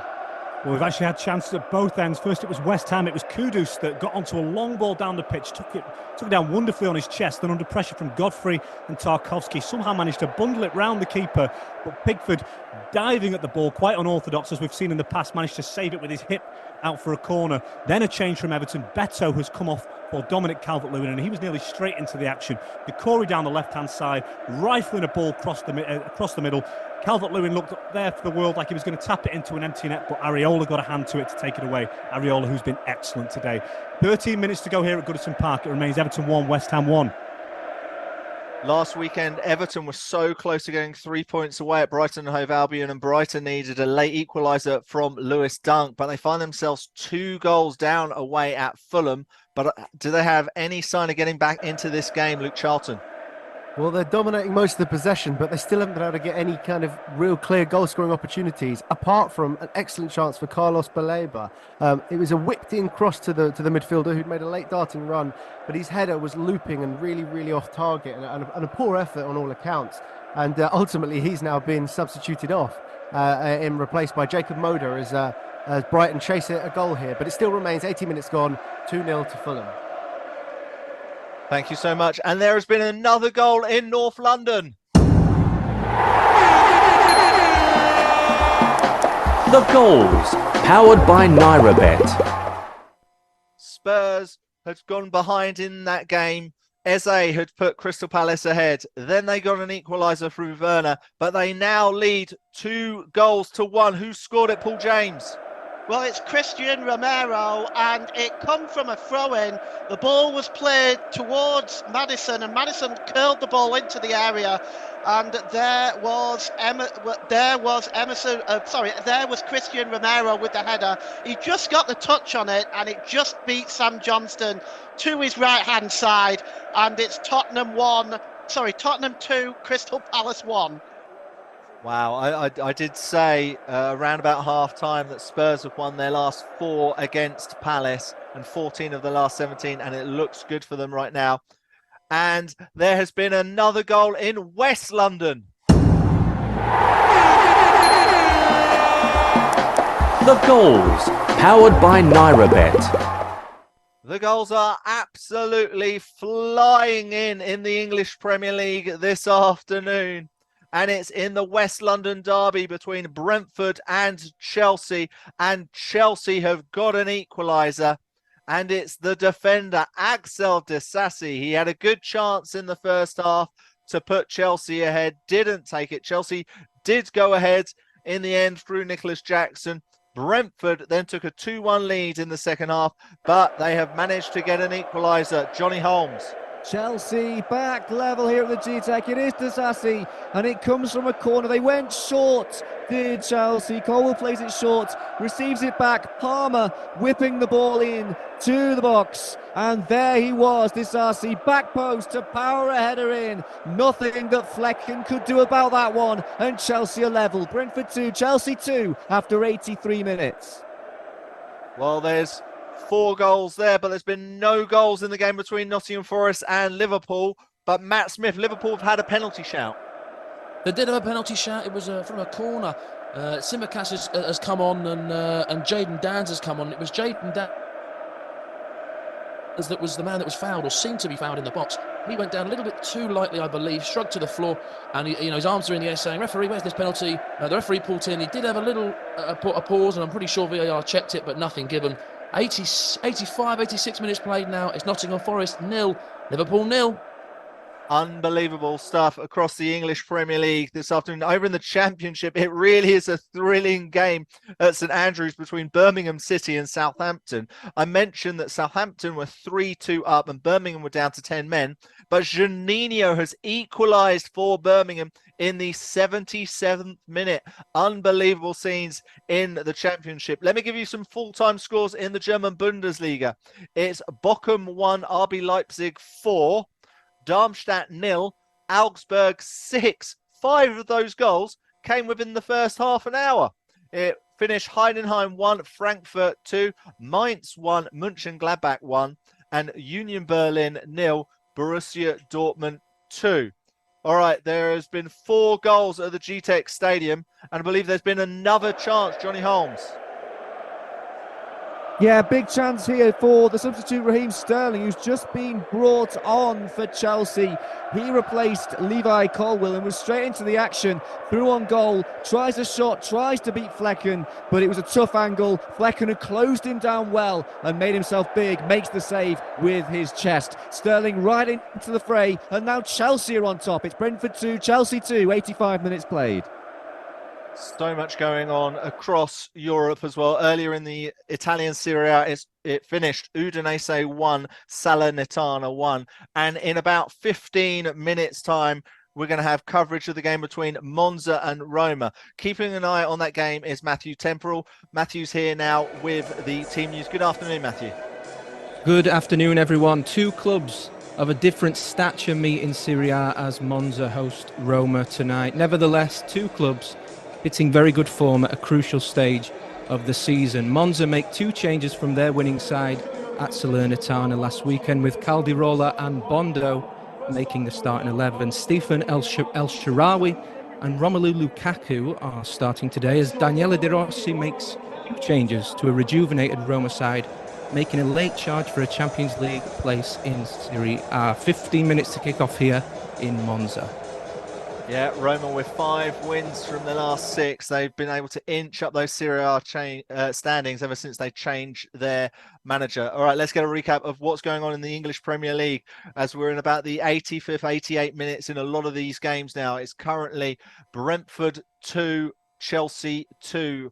That's one of the key games this afternoon. It's Everton 1, West Ham 1. It's Fulham 2, Brighton and Hove Albion 0. It's Newcastle 2, Wolverhampton Wanderers 0. It's Nottingham Forest 0, Liverpool 0. Incredible stuff there. And Tottenham now lead Crystal Palace 2-1. So much going on there. Let's head back to St James's Park in the game between Newcastle and Wolverhampton Wanderers.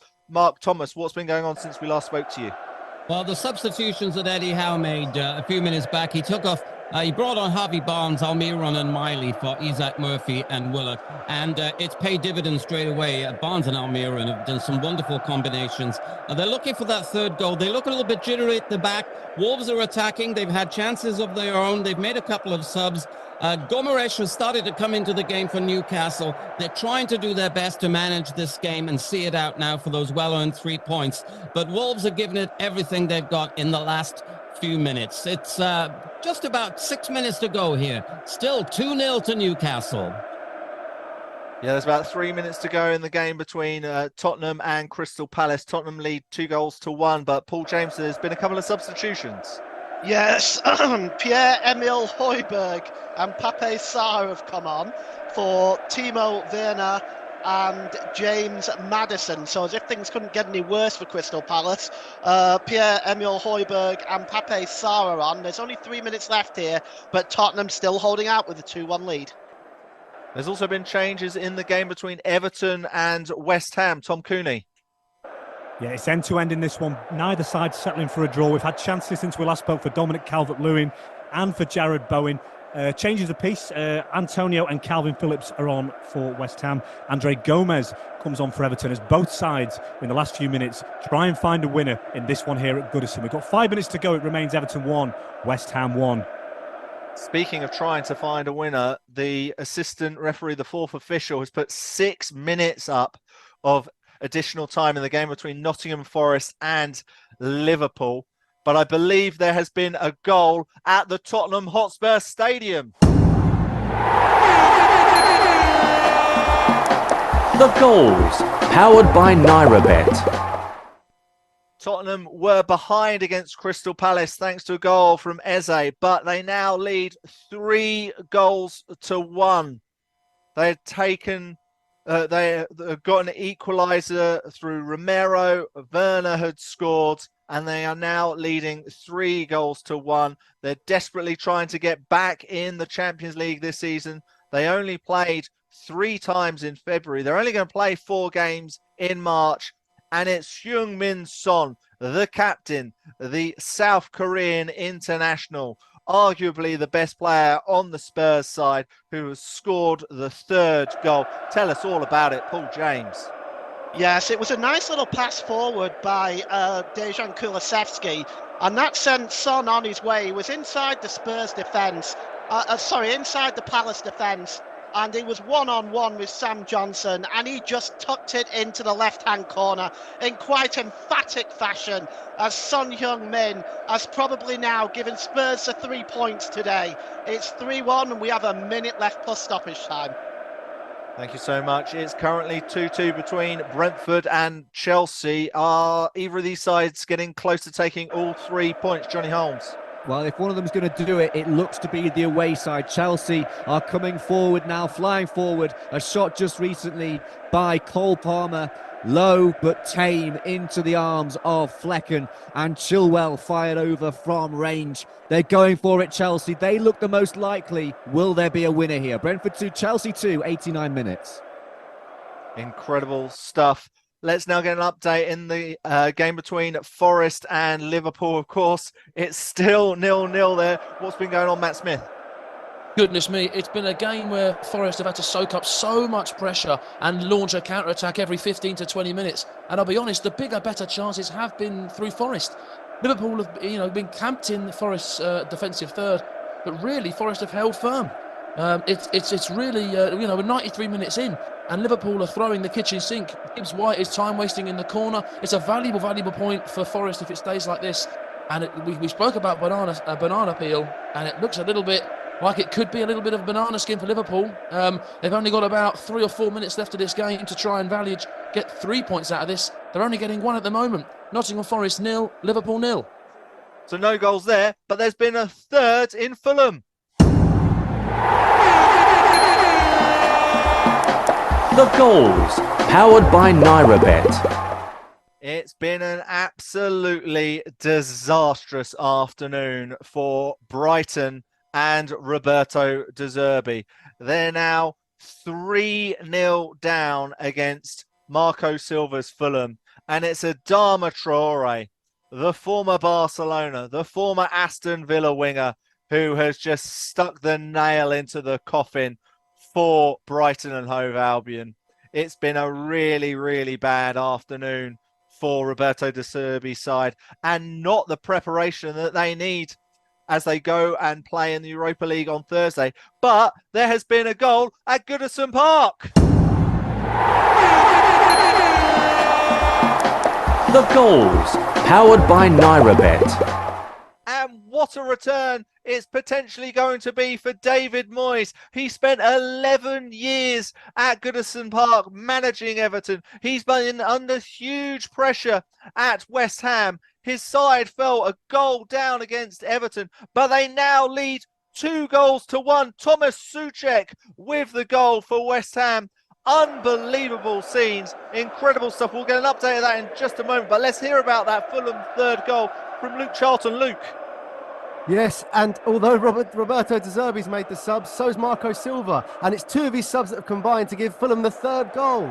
Adama Traore on the breakaway is played in by Bobby De Cordova-Reid, and the Spanish winger, who was so influential at the end of the game at Old Trafford last week, has scored his first goal for Fulham, and it's made it 3-0 for the home side. The 92 minutes played, it's Fulham 3, Brighton 0. Thank you so much. We do believe that VAR is having a look at the West Ham goal. We'll get to that in just a moment. But let me just quickly tell you that there's been a goal in the game at Newcastle. The goals, powered by NairaBet. Yes, it's a torrid day for Gary O'Neill and Wolves. They now find themselves 3-0 down against Newcastle. Newcastle having a wonderful afternoon. They've been in a bit of a not a great spell in the last few weeks, but they are now leading 3-0 against Wolverhampton Wanderers.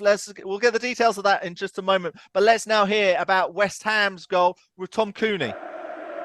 What a goal from Thomas Souček, and you have to say it's smash and grab for West Ham, smash and grab for David Moyes' side on his return to Goodison Park. The ball is looped in from Mohamed Kudus on the left-hand side. It comes to the far post. It looks like Thomas Souček is going to knock it back across, but he has other ideas.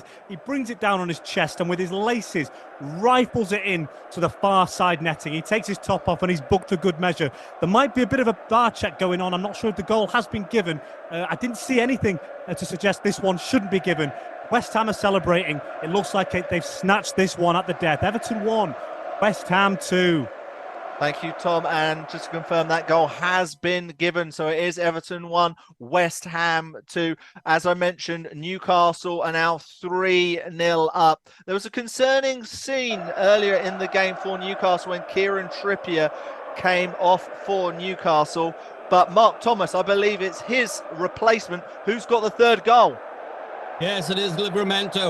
It was a long ball out from the back. Livramento had acres of space on the right-hand side, and boy, did he take advantage of it. He drove forward, didn't think twice about it, headed into the Wolves box. 3 players surrounded him. He dribbled, he stumbled, and the ball crawled its way over the line into the net. Newcastle are very, very worthy for their 3-0 result right now. Wolves were pushing. As I said, they've huffed and puffed, but they've not managed to make any dent in that solid Newcastle defence.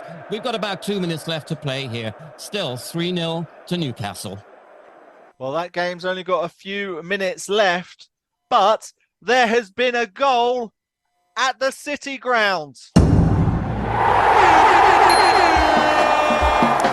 The goals, powered by NairaBet. We have been talking all afternoon how Liverpool had the opportunity to extend their lead at the top of the English Premier League. They started the day 1 point ahead of Manchester City, 2 points ahead of Arsenal. And now they are winning against Nottingham Forest. Matt Smith, who's got it? It's that man, Darwin Núñez. It's a breakdown from a corner. Tsimikas has a shot. It's deflected out, and Hudson-Odoi's really got to clear his lines. He doesn't. Alexis McAllister's on the edge of the box. He lofts it back into the penalty area, and Darwin Núñez rises above the Forest defence and nods it past the keeper to make it Nottingham Forest 0, Liverpool 1 in the dying seconds of this game. What a substitution. What a striker. Liverpool grab 3 points. Unbelievable scenes there for Liverpool. Could this really be the year? Could this be the year that Jurgen Klopp goes on out on a massive high? Let's see. But it's all over at the GTEC Community Stadium. Johnny Holmes. An entertaining 2-2 draw here, but that's how it's finished between Brentford and Chelsea. Chelsea led through Nicholas Jackson on 35 minutes, but Brentford turned it around. Royce-Lev and Visser giving them a 2-1 lead. It could have been better. They struck the post to go 3-1 up, but Chelsea came back and got the equaliser through Axel Disasi on 83 minutes. Chelsea huffed and puffed, but couldn't find the winner. Brentford 2, Chelsea 2, full time. Thank you so much. It's also all over at the game at Craven Cottage between Fulham and Brighton and Hove Albion. Luke Charlton. Yes, it's a fairly comfortable 3-0 victory for the home side in this fixture, extending their unbeaten record in the Premier League against Brighton to 8 games. It was 2 goals in the early moments of the first half, First being scored by Harry Wilson after an acute header from Rodrigo Muniz, and then the assisted turn provider, scorer, with Rodrigo Muniz netting the second in the 32nd minute. Brighton were trying to make changes and really trying to push to get something for a game when they'd lost midweek in FA Cup, but unfortunately it was Fulham who rounded it off with the final goal in the 91st minute through Adama Traore to take all 3 points. Final score, Fulham 3, Brighton 0, full time. So the full times are coming in, but there has been a goal in the game between Everton and West Ham. The goals, powered by NairaBet. Unbelievable stuff. Everton had taken the lead against West Ham, but they are now 3-1 down. It is a really bad spell at the moment for Sean Dyche and co. They had taken the lead through Beto, but Kurt Zuma, Thomas Souček, and now Edson Alvarez has made it 3-1 between Everton and West Ham. But it's also full time between Nottingham Forest and Liverpool. It's Nottingham Forest 0, Liverpool 1. An incredibly important 3 points for Liverpool. So we're getting all the results coming in to do full time. It's Brentford 2, Chelsea 2, Fulham 3, Brighton 0, Newcastle 3, Wolves 0, Nottingham Forest 0, Liverpool 1, Tottenham 3, Crystal Palace 1, and we're in the 9th minute of stoppage time between Everton and West Ham. What an afternoon of football. It's been absolutely fantastic. We've got even more coming up for you with Luton against Aston Villa. We've also got coverage of Monza versus Roma in Serie A. We've also got coverage of Wolfsburg versus Stuttgart in the German Bundesliga. But Liverpool go 4 points clear at the top of the Premier League. We'll be back with more Football Live in just a few moments. But for the time being, I'll hand you back to FJ and the team. NairaBet. This is Football Live with Richard Parr. I don't know about you, but I had to have a lie down for a few minutes there because it was an action-packed slew of games, of goals flying all across in the English Premier League for the last 2 hours. It was unbelievable. We saw 19 goals in 6 games. It's so rare for the English Premier League to have 6 games at the traditional 3 p.m. UK time. That's 4 p.m. over in Nigeria. It's so rare for that to happen. And when it does happen, for it to have 19 goals is absolutely unbelievable. And what an incredible crescendo to the game at the City Ground. Liverpool having the chance to go 4 points clear at the top of the table. And they were being frustrated. They were being held for so long against Nottingham Forest.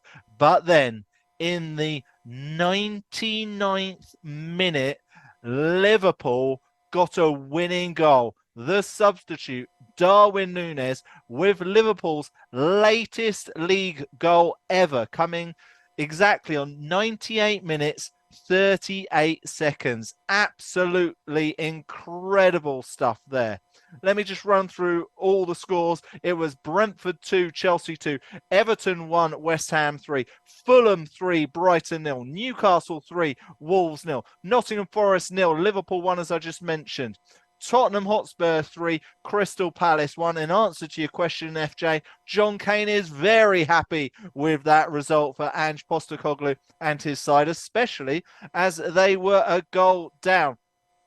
So let's actually hear more about that game and get a full-time report with Paul James. Paul. Yes, Tottenham Hotspur 3, Crystal Palace 1. Well, I have to say, when Ebriche Eze scored on 58 minutes, Spurs responded by making a substitution with Brennan Johnson, and I believe that was the key. In 11 minutes, the game completely turned around with goals from Timo Werner, Christian Romero and Son Heung-min sealed the deal for Tottenham Hotspur. A 3-1 victory for them today, and they're only 2 points behind Villa now in 4th place. It is also the 38th consecutive league game that Spurs have scored in, so a really good, important win there for Tottenham in their battle to get into the Champions League for next season. It was also a really good game full of goals at St James's Park between Newcastle and Wolverhampton Wanderers. Newcastle were looking for their first home win since the 16th of December, and they finally got it. Let's get a full-time report now from Mark Thomas. Mark. Yes, they did. It was 2 first-half goals from Isaac and Anthony Gordon in the 14th and 33rd minute that got Newcastle on the way, and they looked like them all selves today. Wolves had some glorious chances in the second half, but they were denied by the excellent Martin Dubravka. 3 world-class saves, great hands, commanded the box incredibly well all day, but Wolves vastly improved in the second half. We had a late goal from Livramento. It was a wonderful effort. He dribbled, stumbled, and scrambled the ball into the net. The Newcastle fans will be really happy tonight. They look back in contention for those European places, worthy of the 3-0 result. And those Geordie fans will be enjoying their Newcastle brown ale tonight. You can bet on that. Yes, it'll be a fun evening on the Toon for the supporters of Newcastle United. A great result for Eddie Howe. They've kept a clean sheet for a 7th time this season. That's more than any other team in the top division. So a fantastic win for Newcastle, but it was a very disappointing day for Everton. They had a good week off the field. Their 10-point reduction was reduced to 6 points. They'd taken the lead against West Ham, but it ended in defeat. Let's hear now from Tom Cooney. Thanks, Richard. A dramatic finish here to the game at Goodison Park. West Ham United snatching victory at the death. Everton and Sean Dyche crestfallen. This was not a game they should have lost. They missed the first half penalty but took a deserved lead just before the hour through Beto, the Portuguese striker, making up for his spot kick miss. West Ham hit back against the run of play. Kurt Zouma heading home from James Ward-Prowse's corner into stoppage time, and the game looked to be heading for a draw, but Thomas Souček had other ideas. His stunning strike gave the Hammers a lead their fans could scarcely believe based on today's performance, and to rub salt into the wounds of these poor Evertonians, their team overcommitted trying to find an equaliser. West Ham broke with Jared Bowen, who slipped in Edison Alvarez to ship home and seal a quite stunning away victory for David Moyes' side here at the home of his former club. Full time on Merseyside, it's finished. Everton 1, West Ham United 3.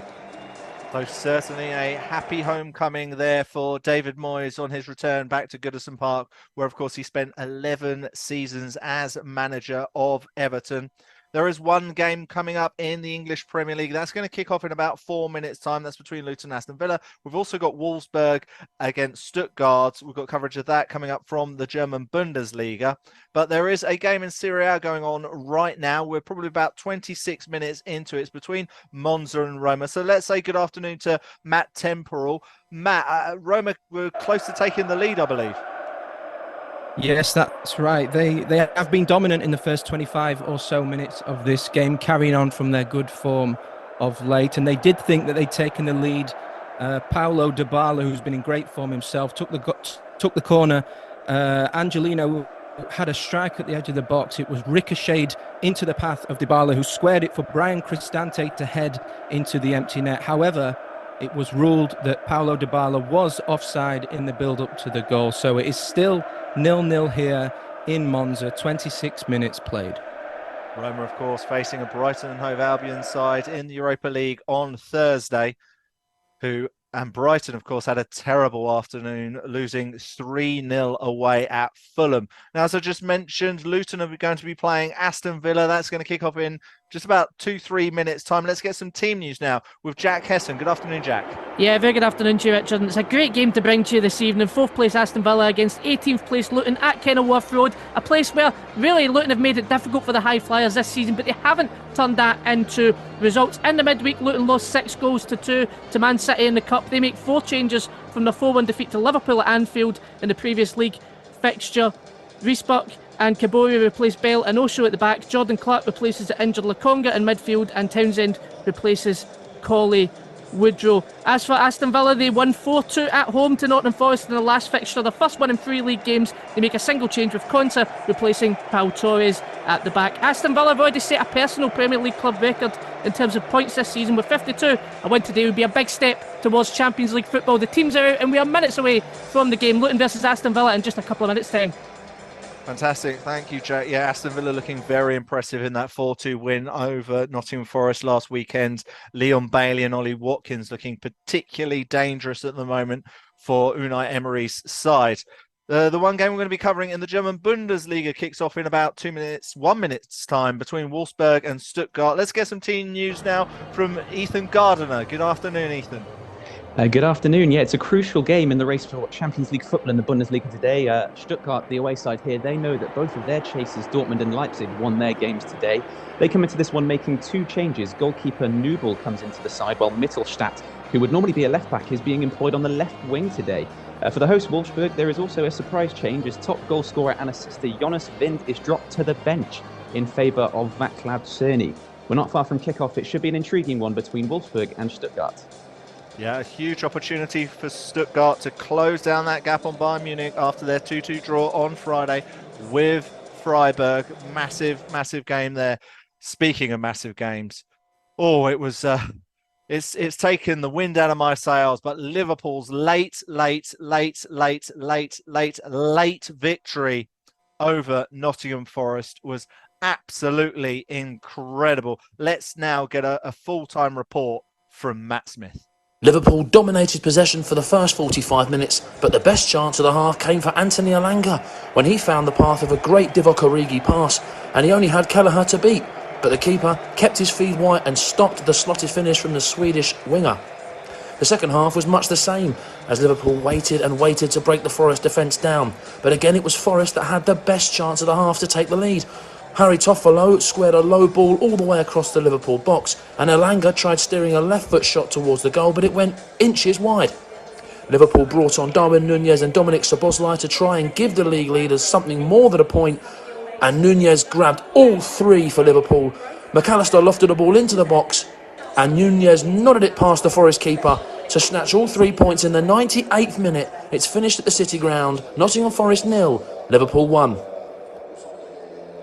What a game that was. Unbelievable scenes in the English Premier League. It's now over to you, Pep Guardiola and Manchester City in the English Premier League. On Sunday, they face their arch rivals, their local rivals, Manchester United. That should be a thrilling game. Of course, City were 6-2 winners in midweek against Luton Town, with Erling Haaland scoring 5. An unbelievable performance from Haaland.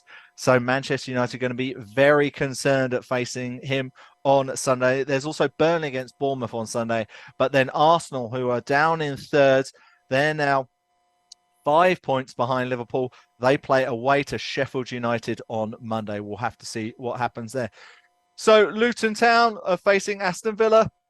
We're keeping an eye on Wolfsburg versus Stuttgart and Monza versus Roma. So I think it's a perfect time to get an odds update with NairaBet. Here's John Kane with all the very latest odds from NairaBet. Yes, all the latest odds from NairaBet. Of course, all these prices are subject to change. Luton against Villa just kicked off at Kenilworth Road. Luton Town at home to win are 4.33. The draw is also 4.33, and away win for Villa is 1.70. Monza against Roma. There's a goal being disallowed for Roma, but so still 0-0 after 32 minutes. Monza at home to win now 4.20. The draw has just gone down to 3.0, and away win for Roma is 2.10. The German Bundesliga just kicked off as well 2 minutes ago. Wolfsburg 0, Stuttgart 0. Wolfsburg at home, they're 3.0. The draw is 3.50, and away win for Stuttgart is 2.30. Stade Rome against Lille. Rome are losing at home to Lille by a goal to nil with 15 minutes to go. Rome at home has just gone down to 21.0 to turn it around. The draw is 4.75, and away win for Lille is 1.25. Spanish La Liga also kicked off 2 minutes ago. Getafe 0, Las Palmas 0. Getafe at home at 2.05. The draw is 3.20, and away win for Las Palmas is 4.0. If you just look at that Luton Aston Villa game quickly, if anyone interested in the goals, if you think it's going to be over 3.5 goals in the game, is 2.30, and if you think it's over 4.5 goals, is 3.80. If you think half-time goals. So by half-time, if you think it's over 1.5 goals in the first half between Luton and Villa, it's 2.05, and if you think it's over 2.5 goals in the first half, it's 4.0. Aston Villa to score at least one goal in the first half are 1.55, and Luton Town to score just one goal in the first half are 2.20. So it's not bad as odds if you think Luton will score in the first half, regardless if it come first or last. Both teams to score, that's another interesting one. If you think both teams to score in the game between Luton and Aston Villa, they are 1.50. Wolfsburg against Stuttgart is 1.67. Monza against Roma is 2.50. And Getafe against Las Palmas is 2.10. Just quickly on the Monza-Roma game. In the first half, it's still 0-0, but if you think it's going to be a goal in the first half, with about 10 minutes plus stoppage time remaining, of course, it's going to be a few minutes added. It's actually just got suspended. So I'll leave that behind. But if you think Roma will score in the first half, they are 3.25. So 3.25 if Roma score at least a goal in the first half of the remaining 10 minutes. Of course, all these prices from Nairabet, and is all subject to change. Thanks so much, John Kane, with the latest odds from Nairabet. Aston Villa scored 4 goals last week, and they've come close to opening the lead in their game away at Luton. Jack Hesson. Yeah, fast start to the game for Villa. It was played down the right hand side. A really great direct pass towards Ollie Watkins. He lays off Leon Bailey to get the space in the box. He gets it across the face of goal. Jacob Ramsey was there, but he couldn't get any control of it, and it drizzled out to the left hand side. So a decent start for Villa. 3 minutes in, it's still Luton 0, Villa 0. So that game has just recently kicked off. It's the same for Wolfsburg and Stuttgart. Ethan Gardner, I believe there's been an early chance. There hasn't. It came for the hosts Wolfsburg. A chance down the left-hand side. The wing Kevin Paredes with space opening up in front of him. He squared the ball across, but unfortunately, Lovro Meyer, his fellow attacker for Wolfsburg, just had his shot blocked. It's also been a fairly physical start here. We've had our first yellow card for Wolfsburg captain Arnold. Both sides very clearly up for this. After 5 minutes, it remains Wolfsburg 0, Stuttgart 0. Let me just run you through the score lines from the German Bundesliga this afternoon. Leipzig were 4-1 winners in the end away at Bochum. Bochum did have a player sent off. It finished Darmstadt 0, Augsburg 6. 5 of those goals for Augsburg came inside the first half an hour. It finished Heidenheim 1, Frankfurt 2. It was 1-1 between Mainz and Mönchengladbach, and there was an important win for Borussia Dortmund. They won 2-0 away at Union Berlin. Karim Adeyemi with a first half goal, and Ian Maatsen, the Chelsea loanee, getting the second for Borussia Dortmund in the German Bundesliga. Let's head back to Kenilworth Road for the game between Luton and Aston Villa, because Villa are really closing on getting a first goal, Jack Hesson. Yeah, another good chance there for Jacob Ramsey, but he couldn't make anything of it. Douglas Luiz spotted the run of him towards the penalty area. The Luton defence completely gone. Really, the pass went through to Jacob Ramsey. He was bearing down on goal, but some great pace from the centre-half Ted Mengi to then recover and take the ball off of Ramsey, but he really should have done better there. It is a fast start for Aston Villa here, 5 minutes in. Luton 0, Aston Villa 0. Thank you. We've mentioned the uptake in form for Roma since Daniele De Rossi replaced Jose Mourinho as manager with 5 wins out of 6. But what I didn't mention earlier is that Monza are unbeaten in 5 games and have proved particularly tough to beat on home turf. And Matt Temporal, I believe they've had an early chance in their game against Roma. They have indeed. In fact, they'll be very, very disappointed to not have taken the lead against Roma here. A long ball over the top from the defence found Samuele Birindelli through on goal, and he could so easily have squared it to Danny Motta for a tap-in, but he went for goal himself and it ended up just wide of the post. Obviously, Danny Motta not pleased at all that his teammate didn't square it to him for an obvious goal. Monza just showing signs of getting into this game now. Maybe their intention is to sit back and catch Roma on the counter-attack. Still, though, it is 0-0 at Monza with 37 minutes played. Yeah, Monza have been in fantastic form recently, as I mentioned, but there has been a goal.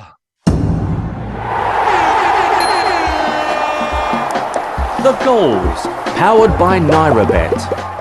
And it has been in that game between Monza and Roma in Italy's Serie A. We've spoken about how both of these teams are in fine form. Monza are in 11th in the table, but Roma have got 5 wins from their last 6. They're 6th in the table, and they've taken the lead through Pellegrini. It's an unbelievable start for Roma. Tell us all about it, Matt. Oh yeah, fantastic finish from Lorenzo Pellegrini and great build-up play from Roma. And it was actually set up by Romelu Lukaku. The ball got played into his feet at the edge of the box. Was it a bit of a clumsy touch, a bit of fortune? I don't know, but whatever it was, it fell into the path of Lorenzo Pellegrini, who took one step past the defender and then a lovely finish into the goalkeeper's bottom left-hand corner. And it's Monza 0, Roma 1. A fantastic start for Daniele De Rossi away at Monza. Monza, of course, recently had a really good win against AC Milan, another of the big sides in that division. Well, there's a surprisingly early substitution in the game at Kenilworth Road between Luton and Aston Villa. Jack Hesson, tell us about it. Yeah, it's a defensive player for Luton. He pulled up in the challenge and tried to get into Jacob Ramsey, just went to the ground. It's unclear to see what exactly the injury was, but he was down for a couple of minutes. He's playing at right wing back today, typically plays at centre half, right wing back today, but that has now been changed. The substitution has been made and it's going to be Ogbeni who comes on, so that is an early substitution, not what Luton wanted. They've already got injury problems. Obviously no Lokonga has been a cog for them in the midfield this season. He is out, and now Amari Bell is another player to join the injury list. 7 minutes on the clock. It's Luton 0, Aston Villa 0. Frustrating early start there indeed for Luton Town. Now, if you were listening to Football Live earlier today, you would have heard that Liverpool won in the most dramatic of fashions away at Nottingham Forest. It's been an incredible week for Liverpool. They won right at the death, right at the end of extra time to win the Carabao Cup, with Virgil van Dijk scoring against Chelsea to win a side which fielded 6 kids at one stage, 6 academy products.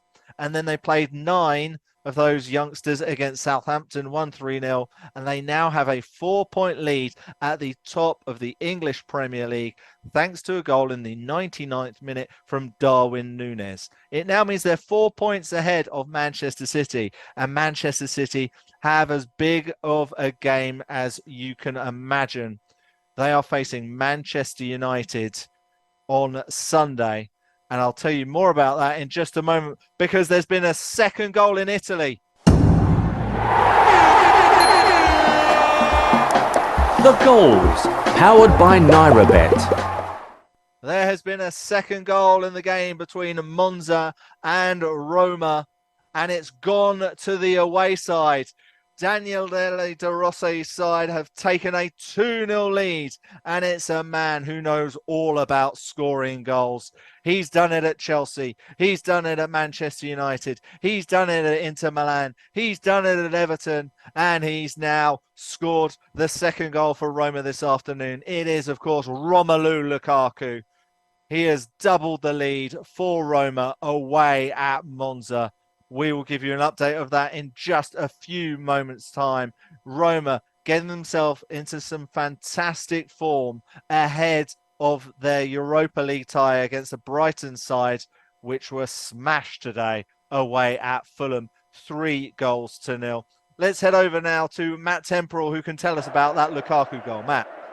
Yes, all of a sudden, Roma seem to have exploded into this game, and they're now 2 goals up against Monza, and it's Romelu Lukaku with an accomplished finish from a fantastic Paulo Dybala cross. It's been a fantastic couple of weeks for Paulo Dybala after his hat-trick in their last game, but he puts the ball on a plate here for Lukaku, who puts it into the net.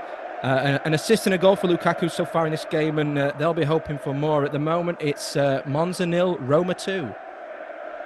Lukaku with the second goal. Of course, he used to play for Manchester United. You do wonder if he'll be sat down with his feet up, sat on the sofa tomorrow, watching the huge game in the English Premier League between Manchester City and Manchester United. So the goals are flying in Italy, but they're also flying in Germany. There's a goal in the game between Wolfsburg and Stuttgart.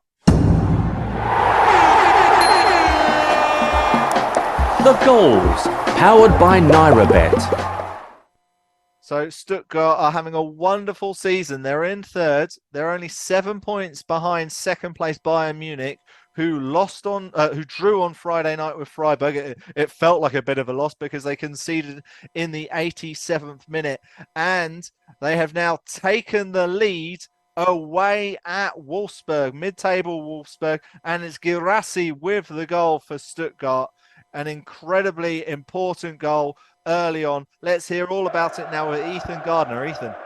It is a crucial goal for Stuttgart, and it's been scored by who else other than Serhou Guirassy, their talisman striker, who's been their top scorer all season. It's well worked down the left-hand side by Stuttgart. A cross comes flying in from Mittelstadt, and Serhou Guirassy with a powerful header across goal to give Stuttgart the lead. It's all important. It's just his second goal since returning from injury. He's made 4 appearances since missing the AFCON. He'll have been gutted about that, and his main task now will be to get Stuttgart Champions League football. After 14 minutes, it is now Wolfsburg 0, Stuttgart 1. Guirassy with an important goal for Stuttgart there. As I was just mentioning, there is a huge game on Sunday between Manchester City and Manchester United. It's an even more important one after Liverpool's late victory away at Nottingham Forest today. Let's now hear the thoughts from the Manchester City manager, Pep Guardiola. I expect the best for United, but I don't talk one word about what they do, what the opponents, because I respect too much. And I don't want to misunderstand my words, but when I have comments, always the people say, yeah, Pep Jeep, and it's never is my intention. So that's why it's better don't say anything. So I know them and a lot of respect for institution, United, of course, Eric and the players, but when I see what you have to do, my players will know it today and tomorrow. Pep Guardiola speaking ahead of a huge game in the English Premier League on Sunday between Manchester City and Manchester United. Let's have a look now at the English Championship with the sides trying to get back in the English Premier League, and it hasn't been a good day at all for the league leaders, Leicester City. They have been beaten for a third game in a row, losing at home to Queen's Park Rangers. Yes, it's a pretty amazing scenes there for Leicester City. Their lead has been cut to just 3 points with 11 games to go after the relegation-threatened QPR claimed that surprise 2-1 victory at the King Power. It was Elias Chair and then the substitute Sinclair Armstrong with the goals for QPR. Incredible stuff. And then I've got to tell you about what Southampton did, because Southampton are really in that race to try and get up there. Ipswich, they won 2-0 against Plymouth. That was an important win for them. Brendan Galloway's own goal and Kiefer Moore, the Welshman, scoring for Ipswich. So that has closed down the lead on Leicester. But Southampton were in an absolute humdinger of a game against Birmingham City. Birmingham were leading 2-1. Southampton then led 3-2. Birmingham then had a player sent off, Dion Sanderson, the nephew of the former javelin star, Tessa Sanderson. Then Birmingham equalised with 10 men through Juninho. But in the 96th minute, Nigerian international Joe Aribo popped up to score a winning goal for Southampton in a 7-goal thriller at St Andrews. A huge 3 points for Southampton. They are now in fourth. So in the English Championship, it's Southampton. They played 35 games. They're on 70 points. Leeds, same amount of games, 73 points. Ipswich, 75 points. And Leicester are still the leaders, but it's cut now to 78 points. It could be a thrilling conclusion to the English Championship for those places back in the English Premier League. Speaking of that division, we've got one game going on at the moment. It's between Luton Town and Aston Villa, and I believe the away side have come close, Jack Hesson. Oh, big chance for Villa. John McGinn in the midfield, driving forward. He spots the one. It was that man, Jacob Ramsey, again. This time, he hits it first time just inside the area. It looks destined for the bottom left-hand corner, but that man again, Thomas Kaminski for Luton, forced into an excellent save to the left-hand side to force it out for a corner. I should also tell you, Jacob Ramsey, after that shot, was down for a couple of minutes. He is now back up on his feet and at the sideline, so I'll wait to see if he comes back into the game, but it did look slightly concerning for him after he took that shot. 15 minutes on the clock, it's still Luton 0, Aston Villa 0. Thank you, Jack. Over in La Liga earlier today, Sevilla won a thrilling game against Real Sociedad, 3-2. Sergio Ramos with the decisive goal for Sevilla. It was 1-1 between Rayo Vallecano and Cadiz.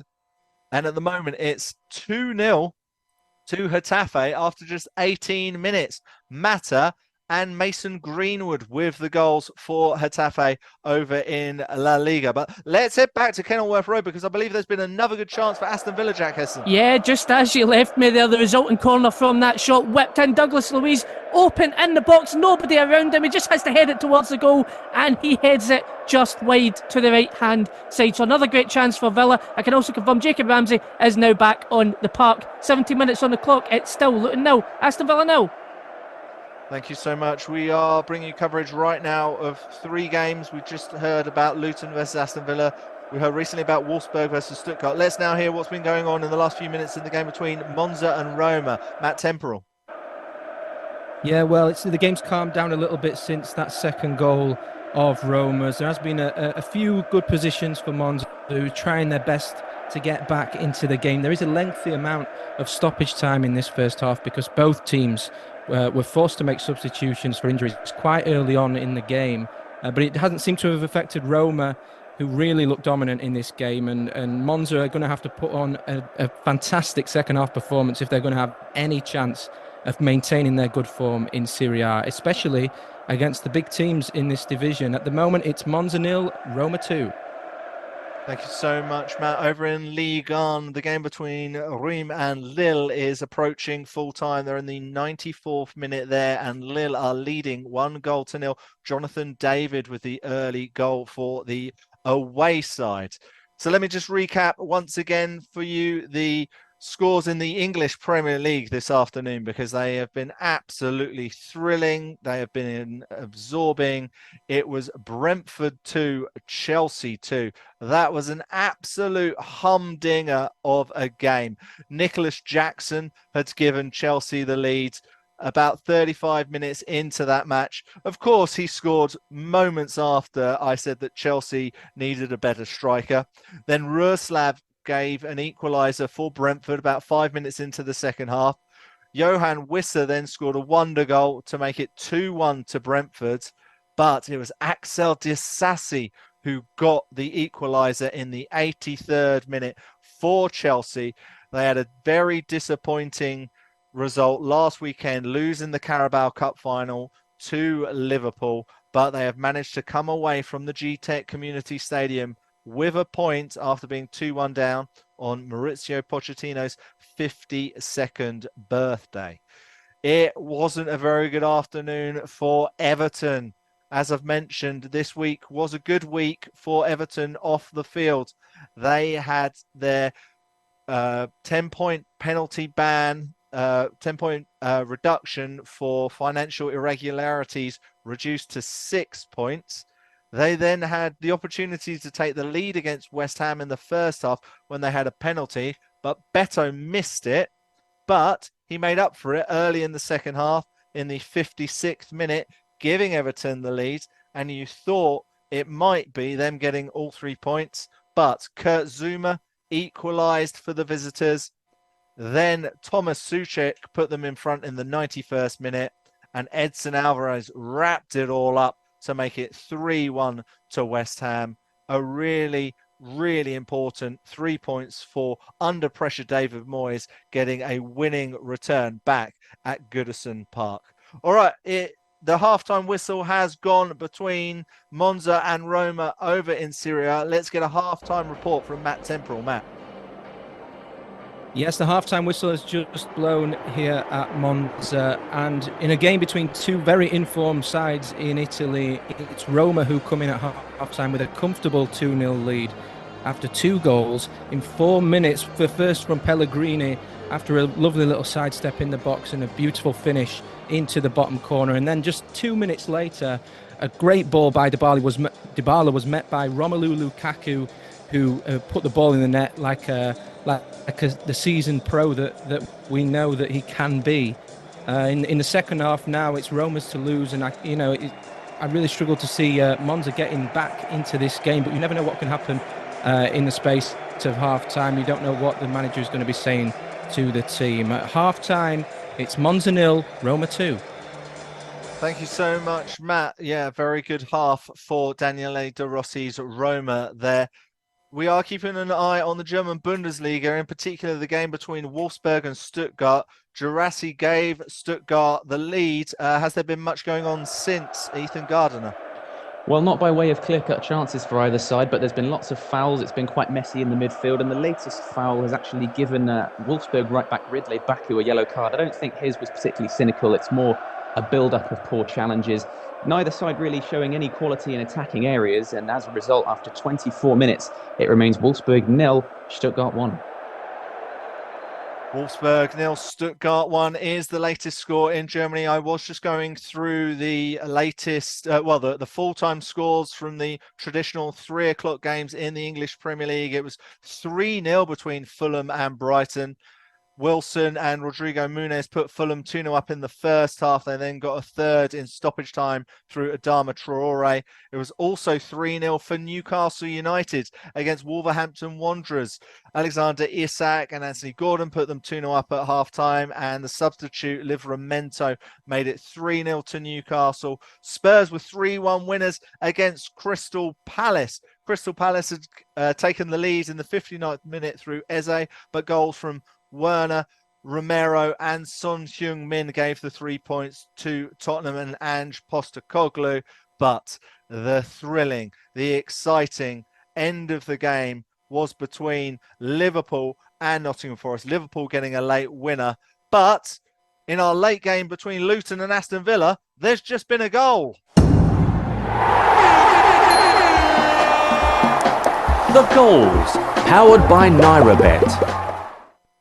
And it has come to the away side. Aston Villa scored 4 last weekend against Nottingham Forest, and they have now taken the lead away at Luton. And it's that man again. It is Ollie Watkins giving Aston Villa the lead. Unbelievable stuff there. Let's hear all about it from Jack Hesson.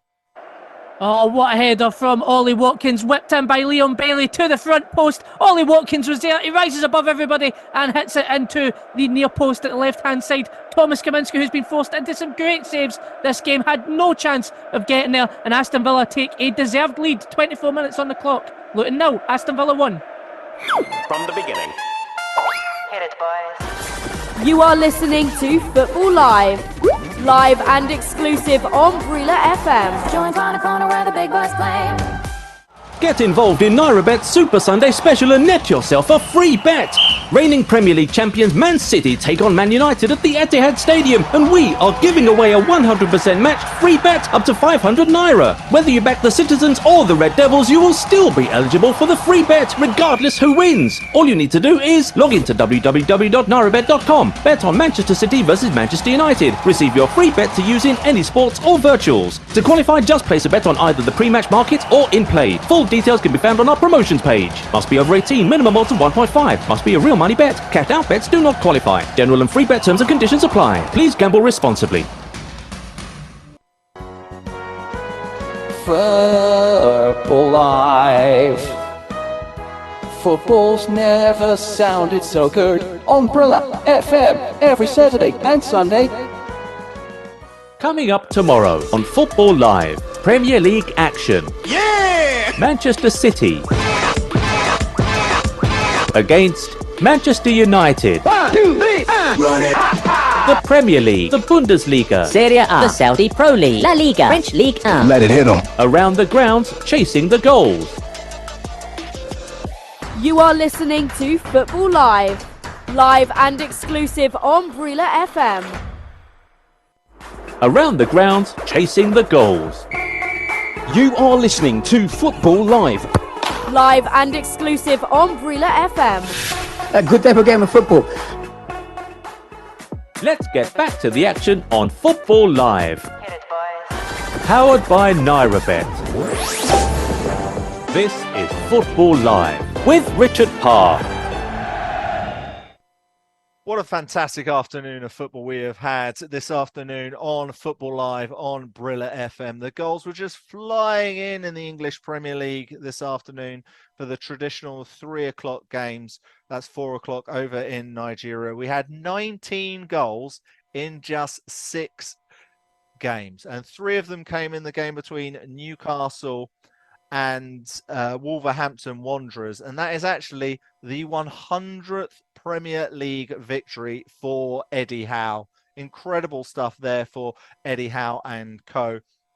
And the 3rd goal coming from Tino Livramento with his 1st goal for the Geordies. Incredible stuff. A great afternoon for all of the fans of the Magpies. Now we are keeping an eye on 3 games live at the moment this afternoon. We're keeping an eye on Luton versus Aston Villa. Villa are now leading 1-0 thanks to Ollie Watkins' 20th goal in all competitions. Stuttgart are leading Wolfsburg by 1-0, and it's half-time in the game between Monza and Roma, where Roma are 2-0 up there. But let's see what's been going on in the game between Wolfsburg and Stuttgart. Ethan Gardiner. Well, still not many chances, but we have at least had some comic relief. Stuttgart trying to counter-attack, Seru Girassi trying to run onto a ball, and it ended up hitting the back of his head and bouncing back into his own half. He wasn't looking, and well, there was a smile cracked or two around the stadium, even if it was unfortunate for the striker. It does, however, remain after 29 minutes. Wolfsburg 0, Stuttgart 1. All right, it sounds like some fun and games being had in that game in the German Bundesliga. Well, we are, of course, looking forward to more Football Live coverage on Sunday for a huge game in the English Premier League. It is, of course, Manchester City versus Manchester United. The world will be watching. We've already heard a little bit earlier on from Pep Guardiola, the Manchester City manager. So I think it's only right that we hear from the Manchester United manager. This is Erik ten Hag. We are also in a good run. The spirit is very good. We are united. We are in togetherness now to make a good game plan. We haven't done before, and against City, lately also against Liverpool. Yeah, so we will prepare well. Players are ready for it. Players are looking forward to it. I can smell it when I'm around here, when I speak with the players. Really enjoyable. Looking forward, excited. Yeah, I think Erik ten Hag is speaking for the whole world of football there, saying he's excited for the game between Manchester City and Manchester United. Let's bring you a few more scores and latest scores over in Nigeria in the NPFL. It's 64 minutes into the game between Remo Stars and Bayelsa United. That is currently goalless. There's 2 results from the Saudi Pro League. It finished goalless between Al Khalij and Al Shabab, while Al Ettifaq got a 2-0 win away at Damak. Damak going down to 10 men. And it's half-time in the game between Al Ahly and Al Fateh. Al Fateh leading by 1-0. Let's head over to Kenilworth Road in the game between Luton and Aston Villa. Jack Heston, I believe there's been a substitution. Yeah, as I mentioned a few minutes ago, Jacob Ramsey had a chance from the edge of the area. Shot saved by Kaminski. Went down after that shot, and after a couple of minutes on the ground, he got back up to his feet. He's not really looked right since then, and Unai Emery has clearly made a quick decision here. Morgan Rogers is the man to come on in his stead. So Jacob Ramsey pulled up earlier with an injury, now off, 30 minutes on the clock. Morgan Rogers on, it's still Luton 0, Aston Villa 1. Thank you so much, Jack. Jack, what have you made of Aston Villa this afternoon? I have mentioned earlier, I watched the Nottingham Forest game last week and I was really impressed with them. What have you made of them? And do they look like a side which could realistically get into the top 4? Yeah, they're a classy side. They've got a lot of genuine world-class talents in there. Players like John McGinn, Douglas Luiz, Leon Bailey, who, I mean, is so highly regarded in the Bundesliga. He's an excellent player. Ollie Watkins scoring goals for fun this season. They've got quality all over the park, and particularly in this game, I think a lot of teams have came to Luton Town and really struggled, and Luton have been getting more into games as they go. But in this game so far, Luton have struggled to actually come into the game, and Aston Villa have done really well to contain the 3-5-2 counter-attack. So it's been impressive for them so far, and overall a really impressive season for them. Yes, you do have to wonder how much Luton are feeling, and are they feeling shell-shocked from that 6-2 defeat against Manchester City in midweek in the FA Cup. So we're keeping you up to date with all of these different scores, but let's now keep you up to date with some of the latest odds with NairaBet. Here's John Kane with all the very latest odds from NairaBet. Yes, all the latest odds from Naira, but of course all these prices are subject to change. In the English Premier League is Luton Town 0, Aston Villa 1 after 31 minutes. Luton Town at home to turn it around. They are 10.0. The draw is 6.0 and away win for Luton is 1.29. The other game we're keeping an eye on is in the German Bundesliga. Wolfsburg 0, Stuttgart 1. Wolfsburg to turn it around at home. They are 6.0. The draw is 4.0. And away win for Stuttgart, who are leading by a goal to nil, is 1.57. It's still half-time between Monza and Roma. Roma are leading away by 2-0. Roma are more or less suspended price-wise. However, the draw is 13.0. And if you fancy Monza to turn it around, they're 29.0. In the Dutch Eredivisie, 18 minutes gone. Go Ahead Eagles 0, Waalwijk 0. Go Ahead Eagles are 2.0. The draw is 3.40. And away win for Waalwijk is 4.0. Now, if we're looking at goals, let's look at the Luton Town against Aston Villa. If you think it's going to be over 2.5 goals, it's only 1.40. But if you think it's over 3.5 goals, it's 2.20.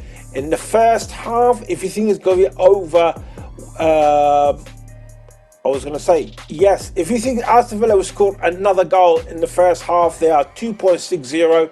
And if you think in general wise, that got suspended, so I can't really give you much on that. But if you think it's going to be over 1.5 goals for Aston Villa in the first half, we've got about over 13 minutes to go. They are 2.60. Let's have a look quickly at the Wolfsburg-Stuttgart game. In the first half, if you think it's going to be over 1.5 goals, so one more goal in the next 10 minutes or so, is 4.7. No, that's Stuttgart, I beg your pardon. It's 2.70. 2.70 for over 1.5 goals in the first half. And finally, if we look at the Monza Roma game, if you think it's going to be over 3.5 goals, it's 2.10, and if you think it's over 4.5 goals, it's 4.33. Now, I know some people are interested in goal scorers, so you would assume Ollie Watkins will be the favourite to score next, which he is. At the moment, in front of me, Ollie Watkins, you know what, Richard? He just disappeared. I don't know why, but these are the odds of Ollie Watkins. Oh no, here it is. To score the second goal, he's 5.25. One of the other players in there as well, John McGinn, he normally good in scoring goals. He's 12.0. And if you fancy an outsider, Langlet, he's 41.0 to score the second goal. And if you fancy Luton player, Carlton Morris, at the moment he's on 8.50 to score the second goal. Of course, all these prices from NairaBet, and they're all subject to change. Thank you, John. I think you were quoting Premier League defenders there when you said Ollie Watkins has just disappeared, because that's what he's been doing to the defenders all season with 20 goals in all competitions. You know what? Normally he is, isn't it? So he's been absolutely fantastic. And I believe he's come close to scoring again. Let's hear about that from Jack Hesson. Jack. Yeah, inches for second goal of the game there. Luton really caught out at the back. Leon Bailey driving forward, finds the pass of Watkins. He's one-on-one. He takes a touch and then takes a shot across the face of goal, and it hits the post on the right-hand side. Beats Kaminski, so just inches there for Ollie Watkins. There was a chance as well for Claymont Langley just a couple of minutes before that. A glancing header from a corner across the face of goal by John McGinn, and that also went a yard wide around about the same area as well. So Villa really knocking at the door for the second here. 35 minutes on the clock, still Luton 0, Aston Villa 1. So it's the away side leading 1-0 in that game in the English Premier League. And it's the same as what's going on in the German Bundesliga between Wolfsburg and Stuttgart. It's Stuttgart leading 1-0. Ethan Gardner, I believe they've come close to getting a second, though. Yes, they have, and finally, we're having some chances for both sides. This one came from left winger Chris Furyk, who fizzed the shot just wide from range. More of a shot in anger, really, probably frustration that his side keep getting fouled as they try to counter. Wolfsburg themselves had a half chance, a ball crossed into the box, but it was just too high for frontman Kevin Behrens to nod past the goalkeeper. So after 38 minutes after both of those missed chances, it remains Wolfsburg 0, Stuttgart 1. Thank you so much. So we've mentioned a lot about the game on Sunday between Manchester City and Manchester United. But there is another team which is still involved in this title race, and they've been in fantastic form in the last few weeks. That is Mikel Arteta's Arsenal. And they have got a game which you would expect on paper they will win on Monday. It's away at Sheffield United, who have been really struggling at the bottom of the English Premier League. They've had a bit of a boost this week with news that Thomas Partey could be available for selection on Monday. So let's now hear from the Arsenal manager, Mikel Arteta.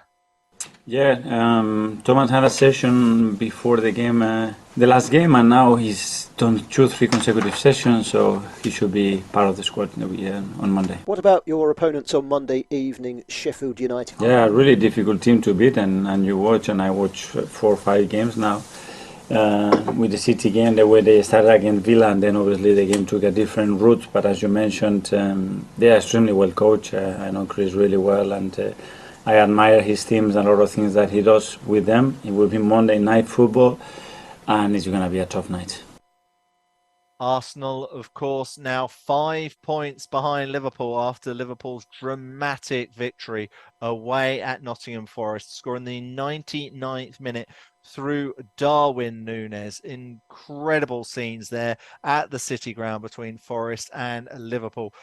And so Arsenal play away at Sheffield United on Monday, and it's the Manchester derby between Manchester City and Manchester United in the English Premier League on Sunday. So we are keeping across a whole host of games from around the world. We've been bringing you all of the latest in the English Premier League. At the moment, Aston Villa are a goal up against Luton, but I believe there has been another goal. Jack Heston, tell us what's going on at the moment between Luton and Aston Villa. Yeah, Aston Villa did have the ball in the back of the net. It was Ollie Watkins. It was a quick free kick in the middle of the park, taken quickly, completely caught out the Luton defence.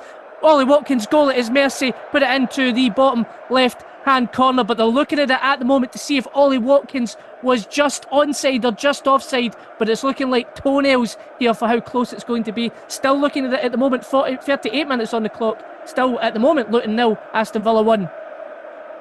And of course, Ollie Watkins has the most goal contributions in the Premier League this season, and in fact, there has been a goal. The goals, powered by NairaBet. Yes, as I just mentioned, Ollie Watkins has the most goal contributions in the Premier League. So, Jack Heston, just tell us again what just happened there for that goal. Oh, that was so close there. Yeah, as I said, a really quick free kick in the middle of the park by, I believe it was Douglas Luiz. He hits it all the way over the Luton defence. They were caught napping, and it gave Ollie Watkins a one-on-one opportunity, and he wasn't going to miss that for his second goal of the game. But it was so tight on the line. I believe it was Teden Mengi who was playing him just onside. From the replay, it kind of looks like it was his backside that was playing Ollie Watkins onside for that, but it was so close there. They had a look at it and they decided that it was a goal. So 40 minutes on the clock. It's now Luton 0, Aston Villa 2. Yeah, and just looking at the statistics, Aston Villa have been absolutely dominant. They've had 8 shots, 4 on target, while Luton have had absolutely nothing. It's not a good afternoon so far for Luton, especially coming off the back of their hammering in midweek by Manchester City, losing 6-2. Speaking of which, we are building up to that huge game, that huge Manchester derby on Sunday between City and United. City now, of course, 4 points behind Liverpool after Liverpool's late win. I'm going to bring John Kane in now. John, this is turning out to be one of the most exciting Premier League title races in history. Just how important do you think that win was for Liverpool today? it's a massive win for Liverpool. Liverpool is they've been playing with quite a lot of youngsters as well, haven't they? And Jurgen Klopp's last season, I think he wants to end it in style, as far as he's concerned. And today, like you mentioned earlier, a very late goal. Literally, probably the last kick of the game, wasn't it? In deep into injury time, gave Liverpool the 3 points. And as it stands, they're 4 points above Manchester City, 5 above Arsenal. And if Manchester City win tomorrow, which of course they are playing at home and the odds are against Manchester United, but at the end of the day, it's still a Manchester derby, and we always get used to any derby. It doesn't matter if it was a Manchester derby or North London derby or any derby, that the result doesn't always come as we all expect, regardless of how good or how bad teams are. Manchester United, of course, they're trying to do their bit, they're trying to get into European football again next season. I know they're in it now, but they need to finish in the top 5 or top 4, because the chance of winning in Europe, it seems to be going very slim.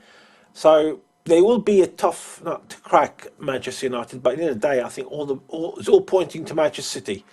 And if Manchester City win tomorrow, obviously they close the gap to Liverpool. I mean, we used to win with the last few seasons saying that the team is going to win it is always going to be Manchester City because of the depth of the squad that they have. But I think what Liverpool have brought in this season, something quite different, is they increase their depth with their youngsters, which is something really refreshing to see, which we haven't seen for quite a while, probably since the days of Alex Ferguson and the class of '92, is it? I can remember rightly. And so Jurgen Klopp is literally enjoying himself as much as that he's aiming to win the title in his last season as a Liverpool manager. But never rule out Man City. Never rule out Man City in any way, shape or form. That famous line of "you can't win anything with kids," and then Manchester United did go on to win the league. Just quickly, John, on that, is it a matter of United just being able to stop Erling Haaland? He scored 5 in midweek. That was his 20th hat-trick of his young career already. Is it as simple as stopping Haaland? You have a look at the stats of Onana, the goalkeeper, and with all the respect to him, I don't think he's been any sort of improvement on David De Gea.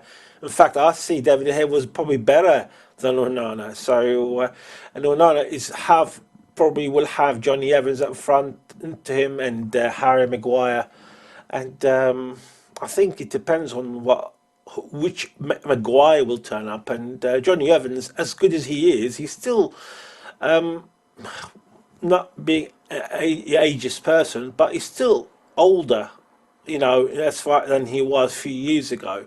And trying to stop Haaland is going to be a big problem, and it's going to be very difficult to do so. I'll be very surprised if Haaland doesn't score tomorrow at least a goal in the game. Yeah, it could be a tough afternoon for those Manchester United defenders, especially if De Bruyne can find Haaland. Thank you so much for that analysis, John Kane. Let's get back to some of the action that's going on, because I believe the second half has kicked off in the game between Monza and Roma, and there's been an early chance in that half, Matt Temporal. Yes, an early chance for Monza, who have made a statement of their intentions very early on in this second half. They don't want to give up this game, and they had a great chance to pull a goal back. And Birindelli was through again, similar to how he got put through in the first half. This time he did square it to the centre forward, Milan Djuric, who hit a strong effort, but it was straight down the keeper's throat, who tipped it over the crossbar out for a corner. It'll be interesting to see how Roma play this second half. Do they sit back on the 2-0 lead, or do they use some of their great attacking firepower that we know that they have to extend this lead? It's Monza 0, Roma 2. Thank you, Matt. The halftime whistle has blown in the game between Wolfsburg and Stuttgart. Ethan Gardiner. Yes, indeed it has. And at half-time, Stuttgart take the lead in, which is crucial to their race for Champions League football. They've been the better side, in truth. Not much quality overall between either side. A couple of yellow cards here and there, and a lot of fouls, and not too many clear-cut chances. But the one that did fall to Seri Girassi in the 14th minute for Stuttgart was well taken by the talisman up front for Stuttgart. That was his 19th goal in 18 appearances so far this season. His second in 4 since returning from injury. An important goal for his side. At half-time here at the Volkswagen Arena, it is Wolfsburg 0, Stuttgart 1. Thank you so much, Ethan. So that game is at half-time. It's into stoppage time in the game between Luton and Aston Villa. Jack Hessen, I believe there's been a good chance for Aston Villa in the last few moments. Yeah, it was another excellent save by Thomas Kaminski. It was a substitute. Rodgers found the space just in the edge of the area. It looked so inviting for him to hit a right-footed curler into the top left-hand corner. It looked destined for that top left-hand corner, but Kaminski got his right glove all the way across to make a fantastic save. He's been a clutch player for them this season to keep them really in the relegation battle, Luton, and once again makes another fantastic save. We have 46 minutes on the clock, 7 minutes of added time. It's Luton 0, Aston Villa 2. Jack, I want to talk to you about Ollie Watkins because he's been in absolutely great form this season. What is it about his play that makes him so dangerous at the moment? Yeah, well, he's got the most goal involvements this season. He's now got 16 goals and 10 assists. There's no player in the Premier League that has more than that, which shows you just his influence in this squad, and he really just tops off a really balanced and good Aston Villa team. I think he's just got a bit of everything, isn't he? He's got a bit of pace, he's got an aerial threat, he can take it past the player, and above all else, he's able to make tight finishes in pressured situations as well for Aston Villa. In this game, he's just been absolutely feasting at the moment. Yeah, we wonder if there's more goals to come from Ollie Watkins. It's a great first half at the moment for Aston Villa and more doom and gloom for Luton Town in the English Premier League. It's approaching half-time in La Liga in the game between Getafe and Las Palmas. Getafe are now 3-1 up. Goals from Jaime Mata, Mason Greenwood and Maximovic for Getafe.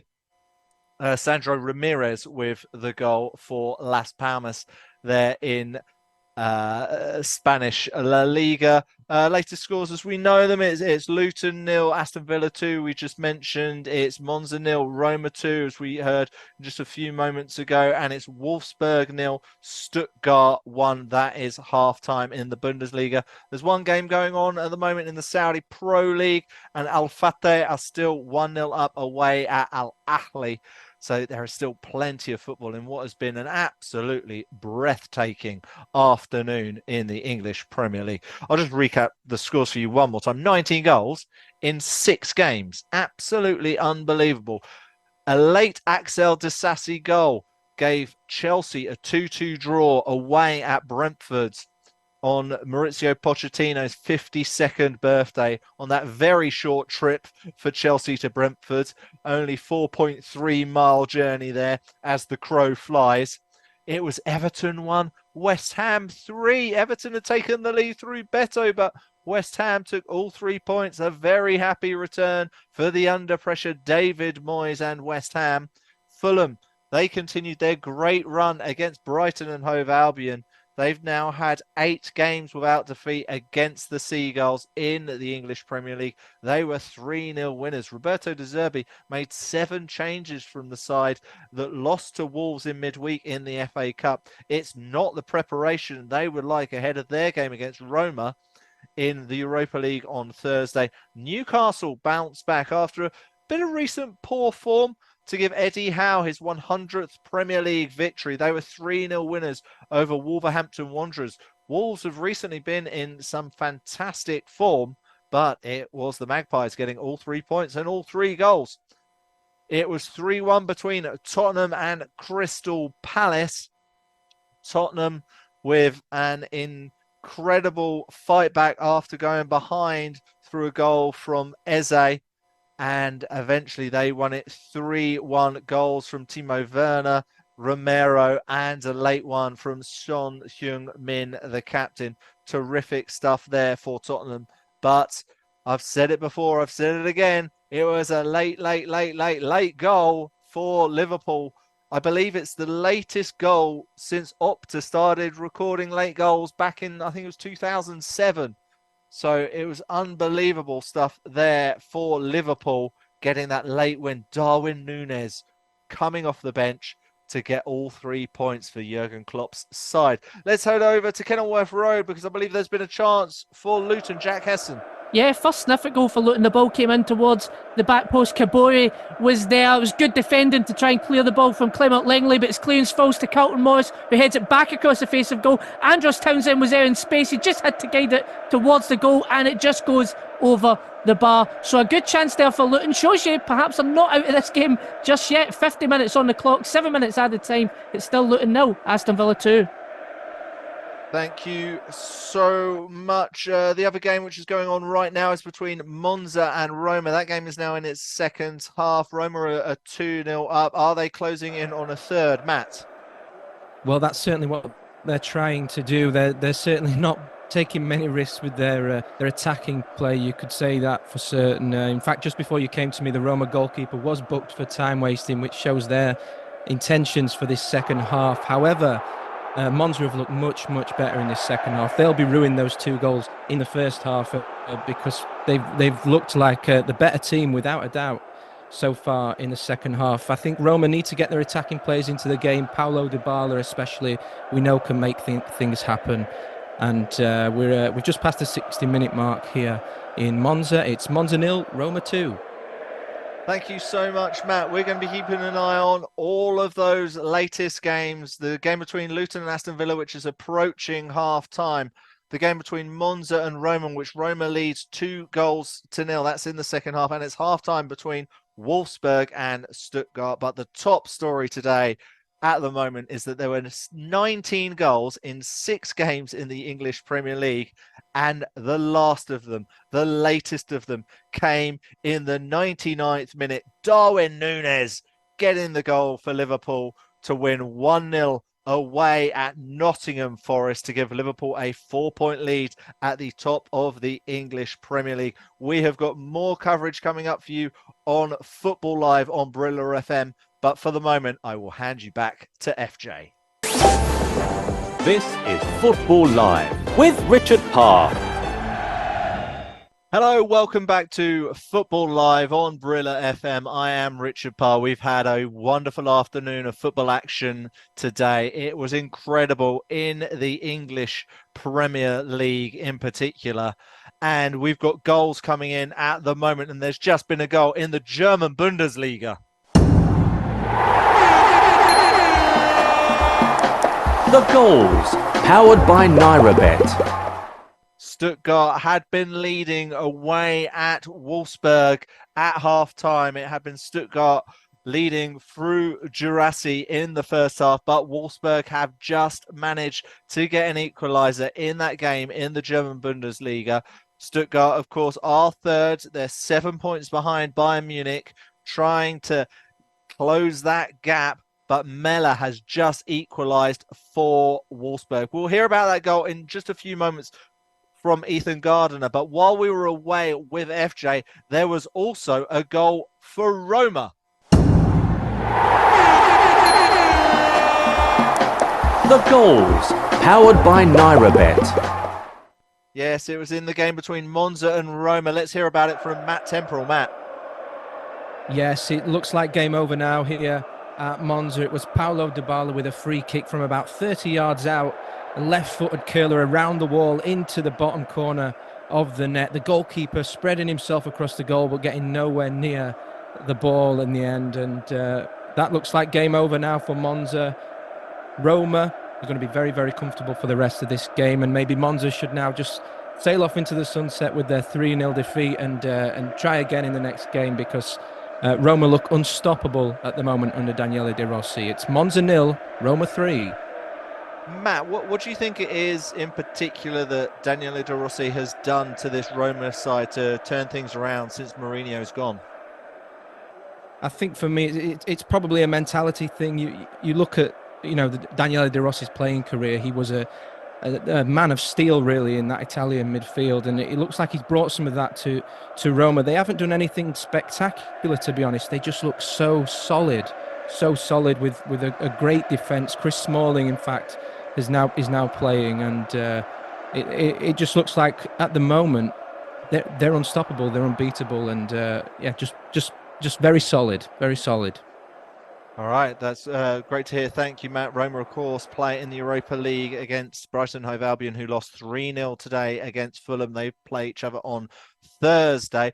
We did mention the goal there for Wolfsburg. Let's hear about it now from Ethan Gardiner. Ethan. Yeah, some wonderful play down the left-hand side from Wolfsburg. Link up between left winger Kevin Paredes and the eventual goal scorer left-back Joachim Mehler to finish across the across the goal into the top right-hand corner. Wolfsburg have come out much better since half-time after a change of formation and a substitution. They're back into this one after 52 minutes. It is Wolfsburg 1, Stuttgart 1. And just as you hand back to me, Ethan, I believe there could be a penalty for Stuttgart. We'll come back to you in just a moment once we clear that up. But of course, yeah, that is Wolfsburg 1, Stuttgart 1. In fact, let's go back to you, Ethan. Tell us about this potential penalty incident.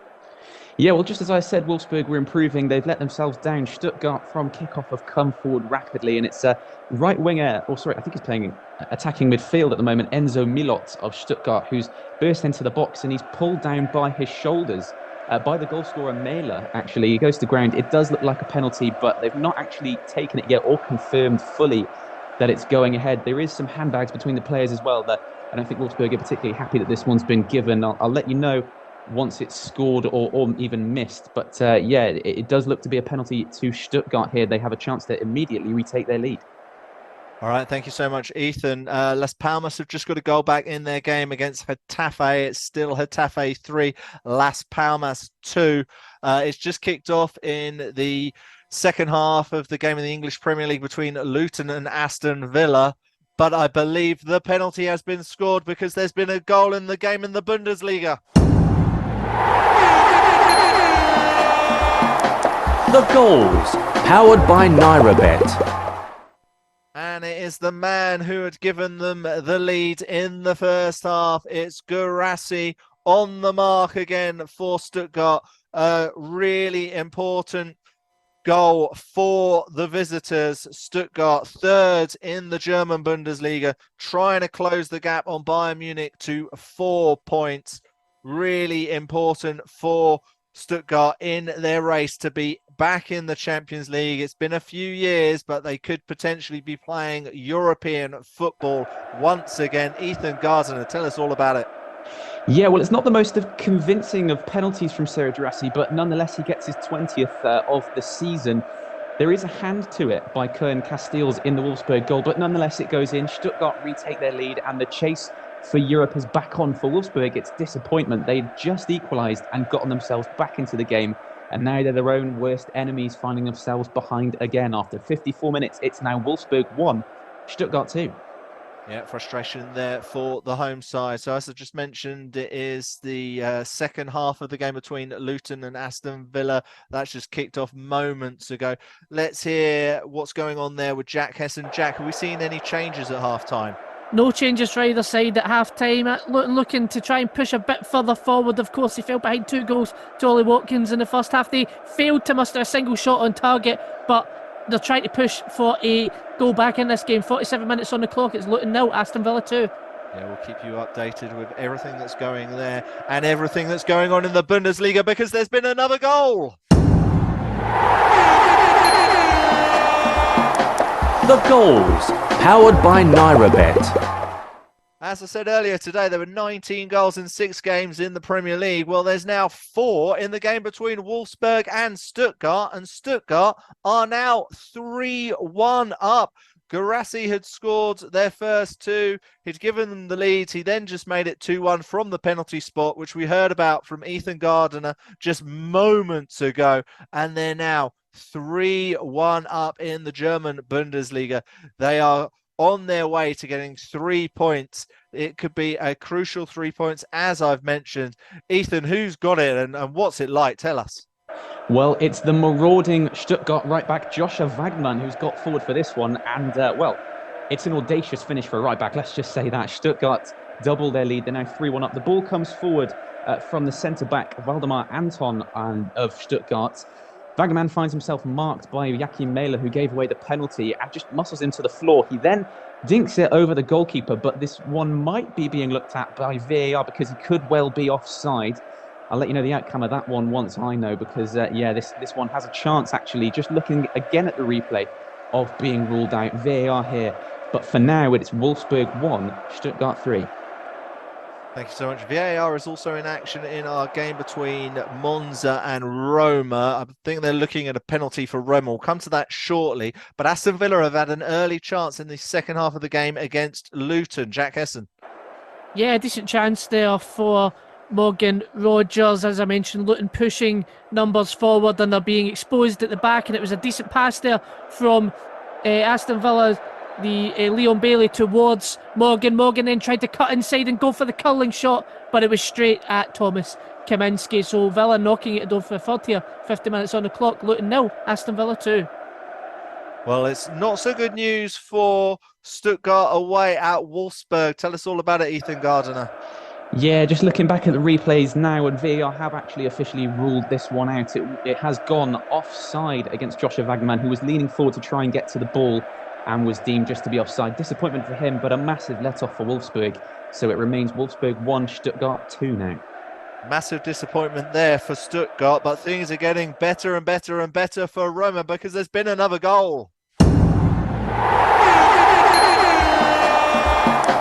The goals, powered by NairaBet. It's a fantastic afternoon for Daniele De Rossi and co. They're now 4-0 up away at Roma. It's Paredes with the goal. Roma getting a penalty there. They've had goals scored this afternoon from Pellegrini, from Lukaku, and from Dybala. And now it's Paredes making it Monza 0, Roma 4. A fantastic afternoon for Daniele De Rossi and co. Let's hear about that goal with Matt Temporal. Matt. Yes, a very comfortable penalty by Leandro Paredes. Well, a fantastic penalty, actually, right in the top corner. No goalkeeper is saving that. It came from a corner kick for Roma, in which the second half substitute Dean Huijsen was pulled down by a Monza defender. The referee initially not giving the penalty, but then being directed towards the VAR screen and eventually giving the penalty to Roma. It's Monza 0, Roma 4. Yeah, a great afternoon for Roma indeed. Now, I've spoken a lot about the top of the English Premier League and the excitement over the Manchester derby on Sunday, but there is another game in the English Premier League on Sunday. It's between Burnley and Bournemouth. Burnley, they're right at the bottom of the table. They're 13th. They're on the same points as Sheffield United with a better goal difference, but it is -33. They've only had 3 wins all season, but can they turn things around against Bournemouth, who are 13th in the table? Let's hear now from the Burnley manager, Vincent Kompany. Obviously, the aftermath of a game that you lose of the importance that it was, 24 hours is not a good 24 hours. And then after that, back to work, back to looking at this game and everything this game can offer for us. We've got to be able to visualize ourselves, imagine ourselves winning these type of games. We've got to attach the feeling to this game that we're respectful of the fact that they're a very good opposition, a very good side. But you have to have this ambition in any of the games we play. For us anyway, there's no other way. That's what we have to do. You feel there that if Vincent Kompany of Burnley are going to have any chance of escaping the drop, a game against Bournemouth is one where they're going to have to get 3 points. It could be massively important. All right, I believe there has been a booking in the game between Wolfsburg and Stuttgart. Tell us all about it, Ethan Gardiner. Well, I'll tell you what, the last 10 minutes of this game have had more ebbs and flows than the Atlantic Ocean. Just when you think it's going just when you think it's going great for one side, it ends up going the other way. I mean, Valdemar Anton, the Stuttgart centre-back, who laid on what was an exquisite assist for the disallowed goal, finds himself now walking on a tightrope for the next half an hour. He's just picked up a yellow card. Of course, the physicality of this game that I mentioned in the first half is continuing. Neither side letting this one go without a fight. After 60 minutes, it is Wolfsburg 1, Stuttgart 2. Thank you, Ethan. I think now would be a wonderful time to get some of the latest odds from NairaBet. Here's John Kane with all the very latest odds from NairaBet. Yes, all the latest odds from NairaBet, because all these prices are subject to change. Luton are losing at home to Aston Villa after 54 minutes by 2-0. Luton to turn it around. They're 41.0 and they're 13.0 for the draw. If you're looking for goals in that game, Well, if you think it's over 3.5 goals, it's 1.91. And if you think you're over 4.5 goals, it's 3.75. The game between Wolfsburg and Stuttgart, as you heard, is Wolfsburg 1, Stuttgart 2. Wolfsburg got home, got about just under half an hour to turn it around.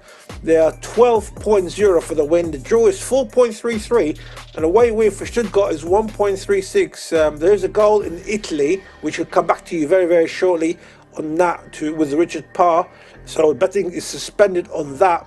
However, I can tell you it's 3-3 now between Getafe and Las Palmas after 57 minutes.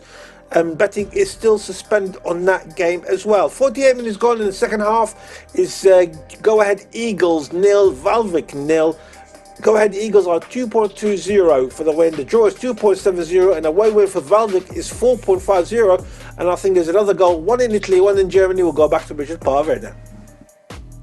Goals are going all across the world right now. Thank you, John Kane, with the latest odds there from NairaBet. Yes, as John mentioned, there has been a goal in Italy. The goals, powered by NairaBet. Yes, Roma were just absolutely coasting to a 4-0 victory away at Monza, but Monza have managed to get a goal back there in the 88th minute. Matt Temporal, tell us about it. Oh, to be fair, it's an absolute screamer from Monza out of nowhere. It was Valentin Carboni who actually teed it up for his namesake, Andrea Carboni from left back, who smashed it into the top corner, the near post from, looks about 35 yards out. It's a fantastic goal for Monza out of nowhere. By all means, this game is over, but at least they've given the Monza fans something to remember from this game. It's Monza 1, Roma 4.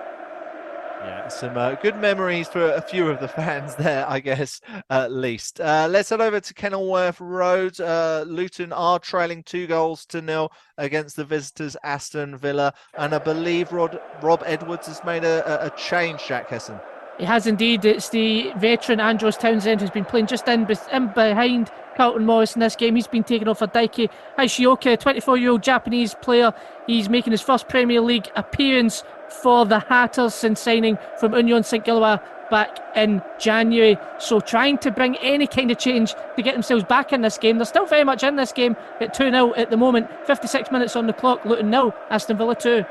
Yeah, Rob Edwards making a change against the team that he once played for back in the day. Well, kind of a long time ago. He made 9 appearances for Villa, 8 in the Premier League. That was back in 2002, 2003.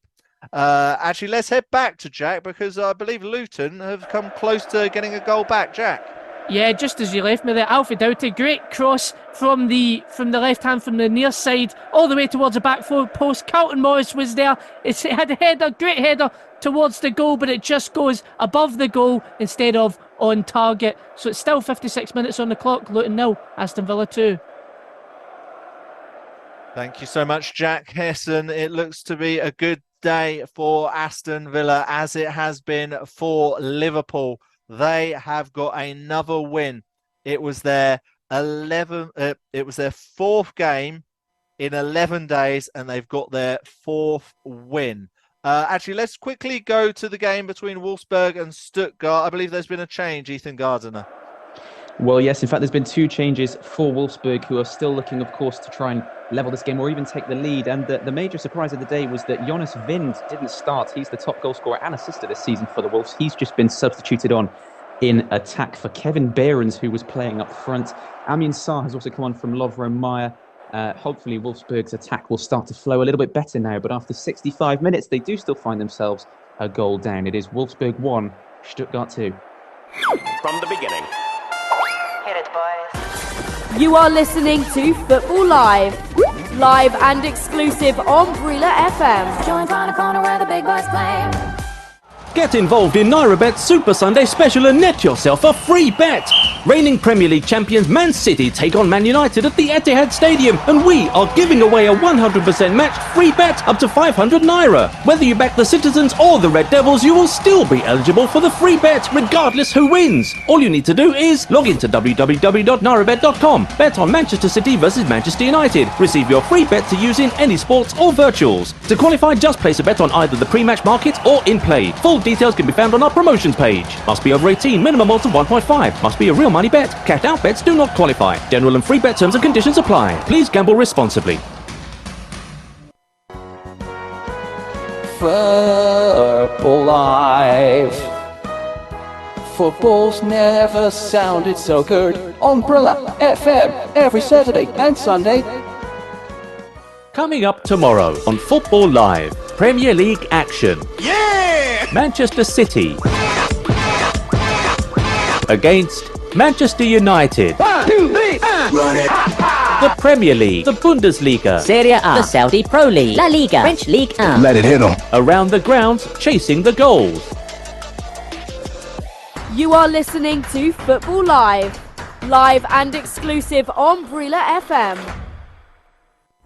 Around the grounds, chasing the goals. You are listening to Football Live. Live and exclusive on Brila FM. A good type of game of football. Let's get back to the action on Football Live.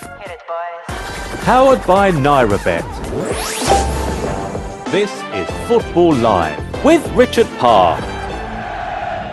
Yes, welcome back to Football Live on Brilla FM with me, Richard Parr. We've had a very entertaining afternoon of football. We've been across all of the scores, all of the results from across Europe and beyond. We've had a particular focus on the English Premier League today because it has been absolutely sensational. There were 6 games at the traditional 3 p.m. kickoff over here in the UK. That's 4 p.m. in Nigeria, which is very rare these days due to all the different games on TV. And it certainly delivered. There were 19 goals in those 6 games. Let me just run you through those scores. It was Brentford 2, Chelsea 2. Chelsea getting a late equaliser from Axel Disasi on Maurizio Pochettino's 52nd birthday. David Moyes made a winning return to Goodison Park. He'd been under pressure recently, but they were 3-1 winners away at Everton. Everton had taken the lead and missed a penalty, but it was West Ham who got the 3 points.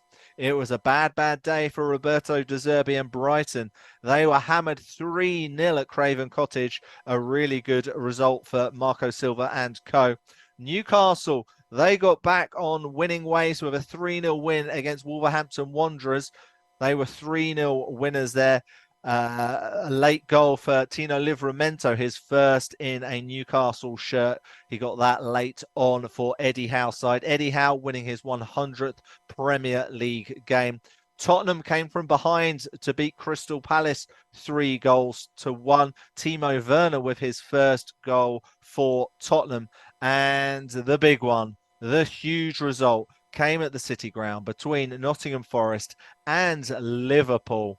It was a late goal from the substitute Darwin Núñez, scoring in the 99th minute.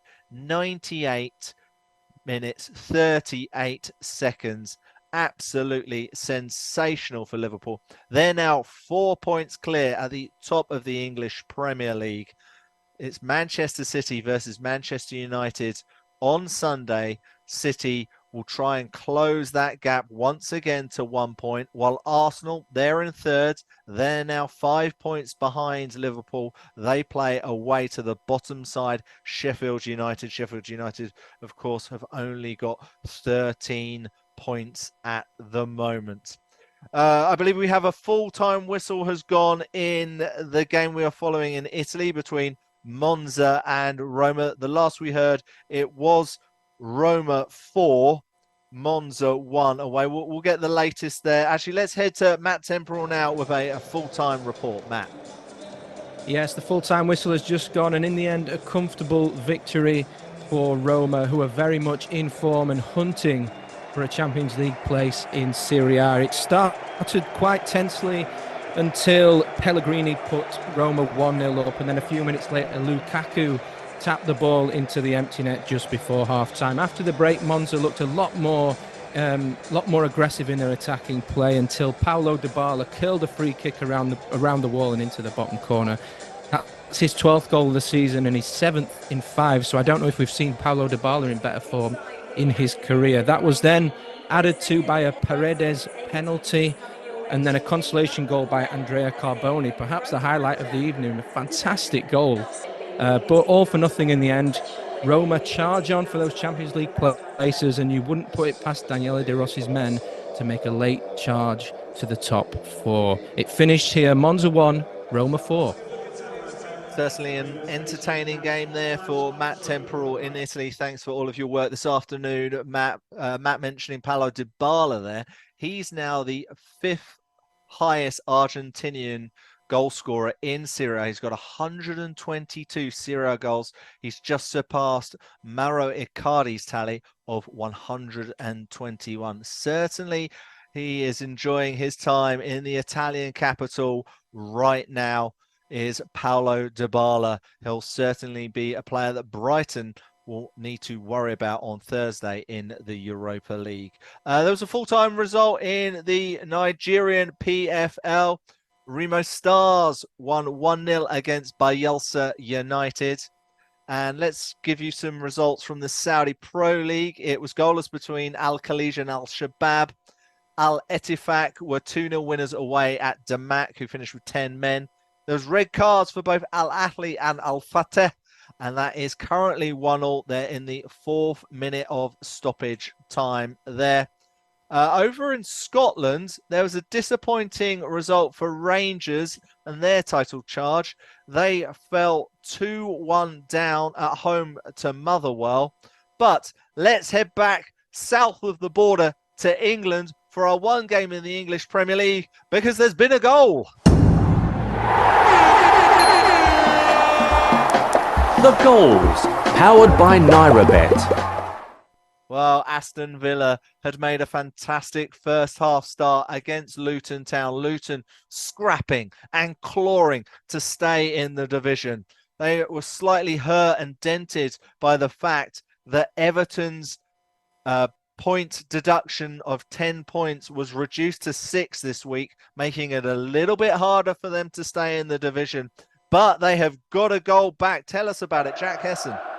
Yeah, and it's really their first shot on target that they managed to get that goal with. It was a corner whipped in all the way towards the back post. Kurt Morris played it across. Luton almost got the ball in the back of the net. A good save by Martinez, but the rebound fell straight to Tatif Chong, the former Manchester United man who had a tap in to get it into the back of the net. It felt like at 2-0 that Luton were just one goal away from potentially shifting momentum in this game, and they have the opportunity now to get right back into it and equalise. 66 minutes on the clock. It's now Luton 1, Aston Villa 2.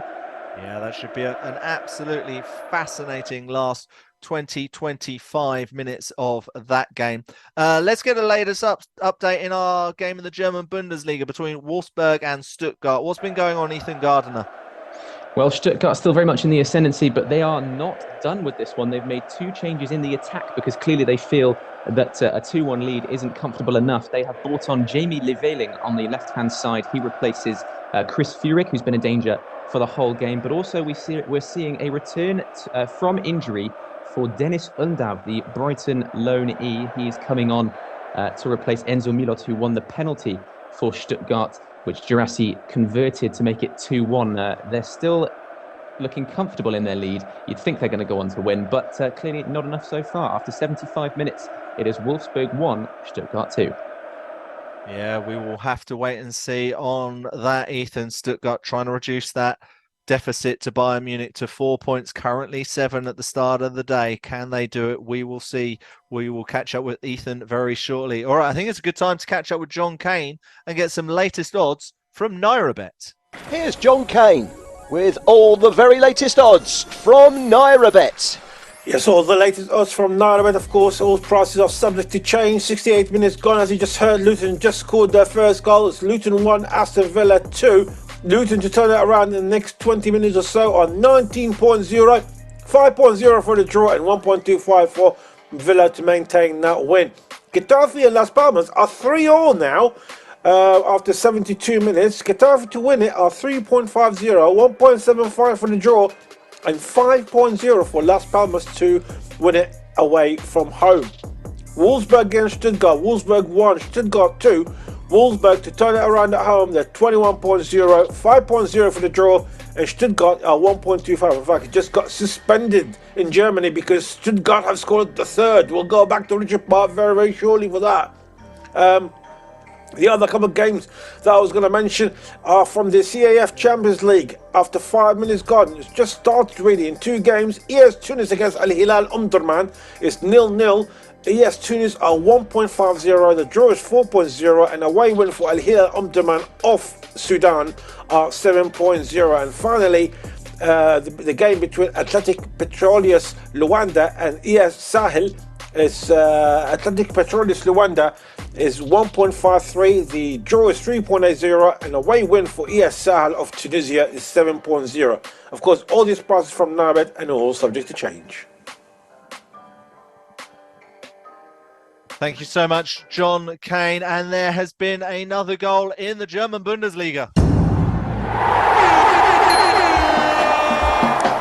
The goals, powered by NairaBet.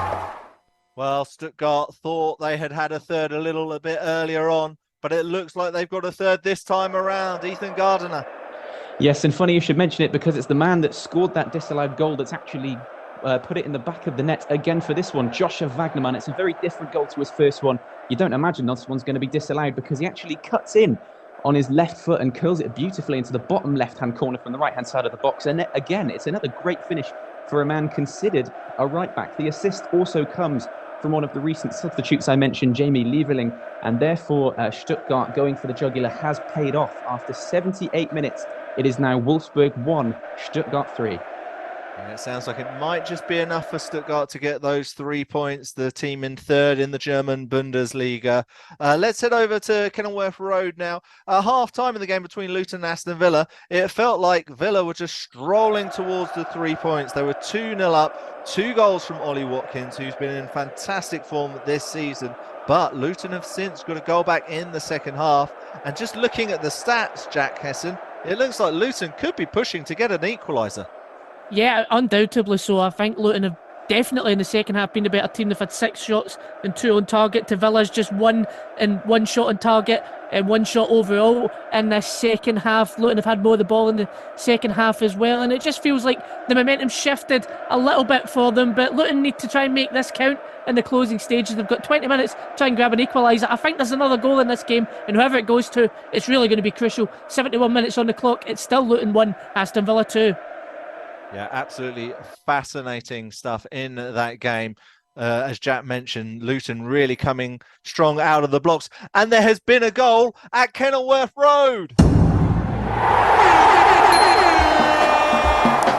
The goals, powered by NairaBet. Jack was wondering there if there would be another goal in that game and to which side it would go to, and it's gone to Luton. Luton have managed to get an equaliser against a really informed Aston Villa, and they have got the equaliser. Who has scored it, Jack Hessen?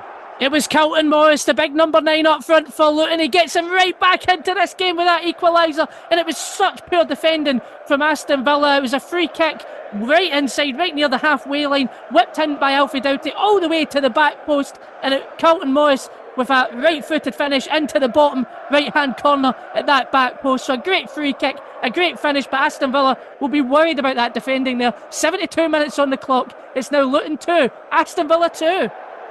Thank you, Jack. Football fans, do you love goals? If you do, we've certainly brought them to you this afternoon on Brilla FM. They have been coming left, right, forward, back. They have been coming from everywhere across Europe, across the globe. The goals have been flying in, and we've been across it all here on Football Live on Brilla FM. Now, 5 of the goals this afternoon came in the game between Monza and Roma. And we've been speaking about the influence of Daniele De Rossi. Well, Roma were in 9th before Jose Mourinho left, and they're now within a point of the top 4 after 7 league games under Daniele De Rossi. They've won 6 of their last 7 under their former midfielder. They play in the Europa League on Thursday. Things are certainly going well in the Italian capital for Daniele De Rossi. All right, we heard recently that Stuttgart are 3-1 up away at Wolfsburg. Ethan Gardner, I believe Wolfsburg have made a substitution. Yeah, well, they're not quite giving up on this one yet, the Wolves. They have got about 10 minutes plus added time to try and level this from 2 goals down, but they have made a couple of attacking changes. Surprisingly, their biggest threat so far today, Kevin Paredes, has been substituted off down the left-hand side. Lucas Mecha replaces him, and then in central midfield, Astev Ranch comes on to replace Yannick Gerhardt. There's not long to go if they're going to try and get back into this one, but they're really giving it a go. After 82 minutes, it's Wolfsburg 1, Stuttgart 3. All right, thank you so much, Ethan. We are across all of the scores around the world. As I mentioned earlier, Lille were 1-0 winners away at Reims in League One. But there's been another goal in the Bundesliga. The goals, powered by NairaBet. Just moments ago, Ethan Gardner said that Wolfsburg were 3-1 down against Stuttgart, but they had made a substitution and they hadn't given up hope in this game. And that is certainly clear and that is certainly evident because they have just made it 3-2. Ethan, who scored it for the Wolves? Well, in his first touch of the game, it's Lucas Mecha that has brought Wolfsburg back into this one. What an impact sub that is. They came on just before a free kick to the Wolves. It came in from Maximilian Arnold, the captain. Lucas Mecha actually miscued the original header, but it deflected back to him. And in a messy set-piece situation, he manages to slam it past Nubel in the Stuttgart goal. I said they were trying to work their way back into this one, and well, they're certainly on the right track. After 83 minutes, it is now Wolfsburg 2, Stuttgart 3. Lucas Nemecha, the German international, also former England under-21 international, of course, came through at Manchester City and had those loan spells at the likes of Preston North End and Middlesbrough and Wolfsburg before finally signing for the Wolves in 2021, getting a goal back there for Wolfsburg. Can they get that equaliser? Speaking about equalisers, it's currently 2-2 between Luton and Aston Villa, but I believe the home side have come close to taking the lead, Jack Hesson. Yeah, and the roof almost came off there with that chance. It was an excellent ball in from Jordan Clark across all the way to the back post. And that man again, Carlton Morris, was there. His header, he's contesting for it. He gets his head onto it, but it's straight at Martinez. And goal looks so inviting for him. But they're still chasing now a winner in this game, Luton. 75 minutes on the clock. It's Luton 2, Aston Villa 2. Jack, I don't want to put you on the spot with who's going to win it, but I want to put you on the spot of, is there going to be another goal? There's definitely going to be another goal in this game. Aston Villa, they're pushing forward a little bit more. There's definitely more of a sense of urgency to them, but all the momentum is with Luton is the moment, and I really do feel like we are not finished yet at Kenilworth Road. It's been a cracker here, 77 minutes on the clock, still Luton 2, Villa 2. I'm going to ask you the same question, Ethan Gardner. You've had 5 goals in that game in the Bundesliga.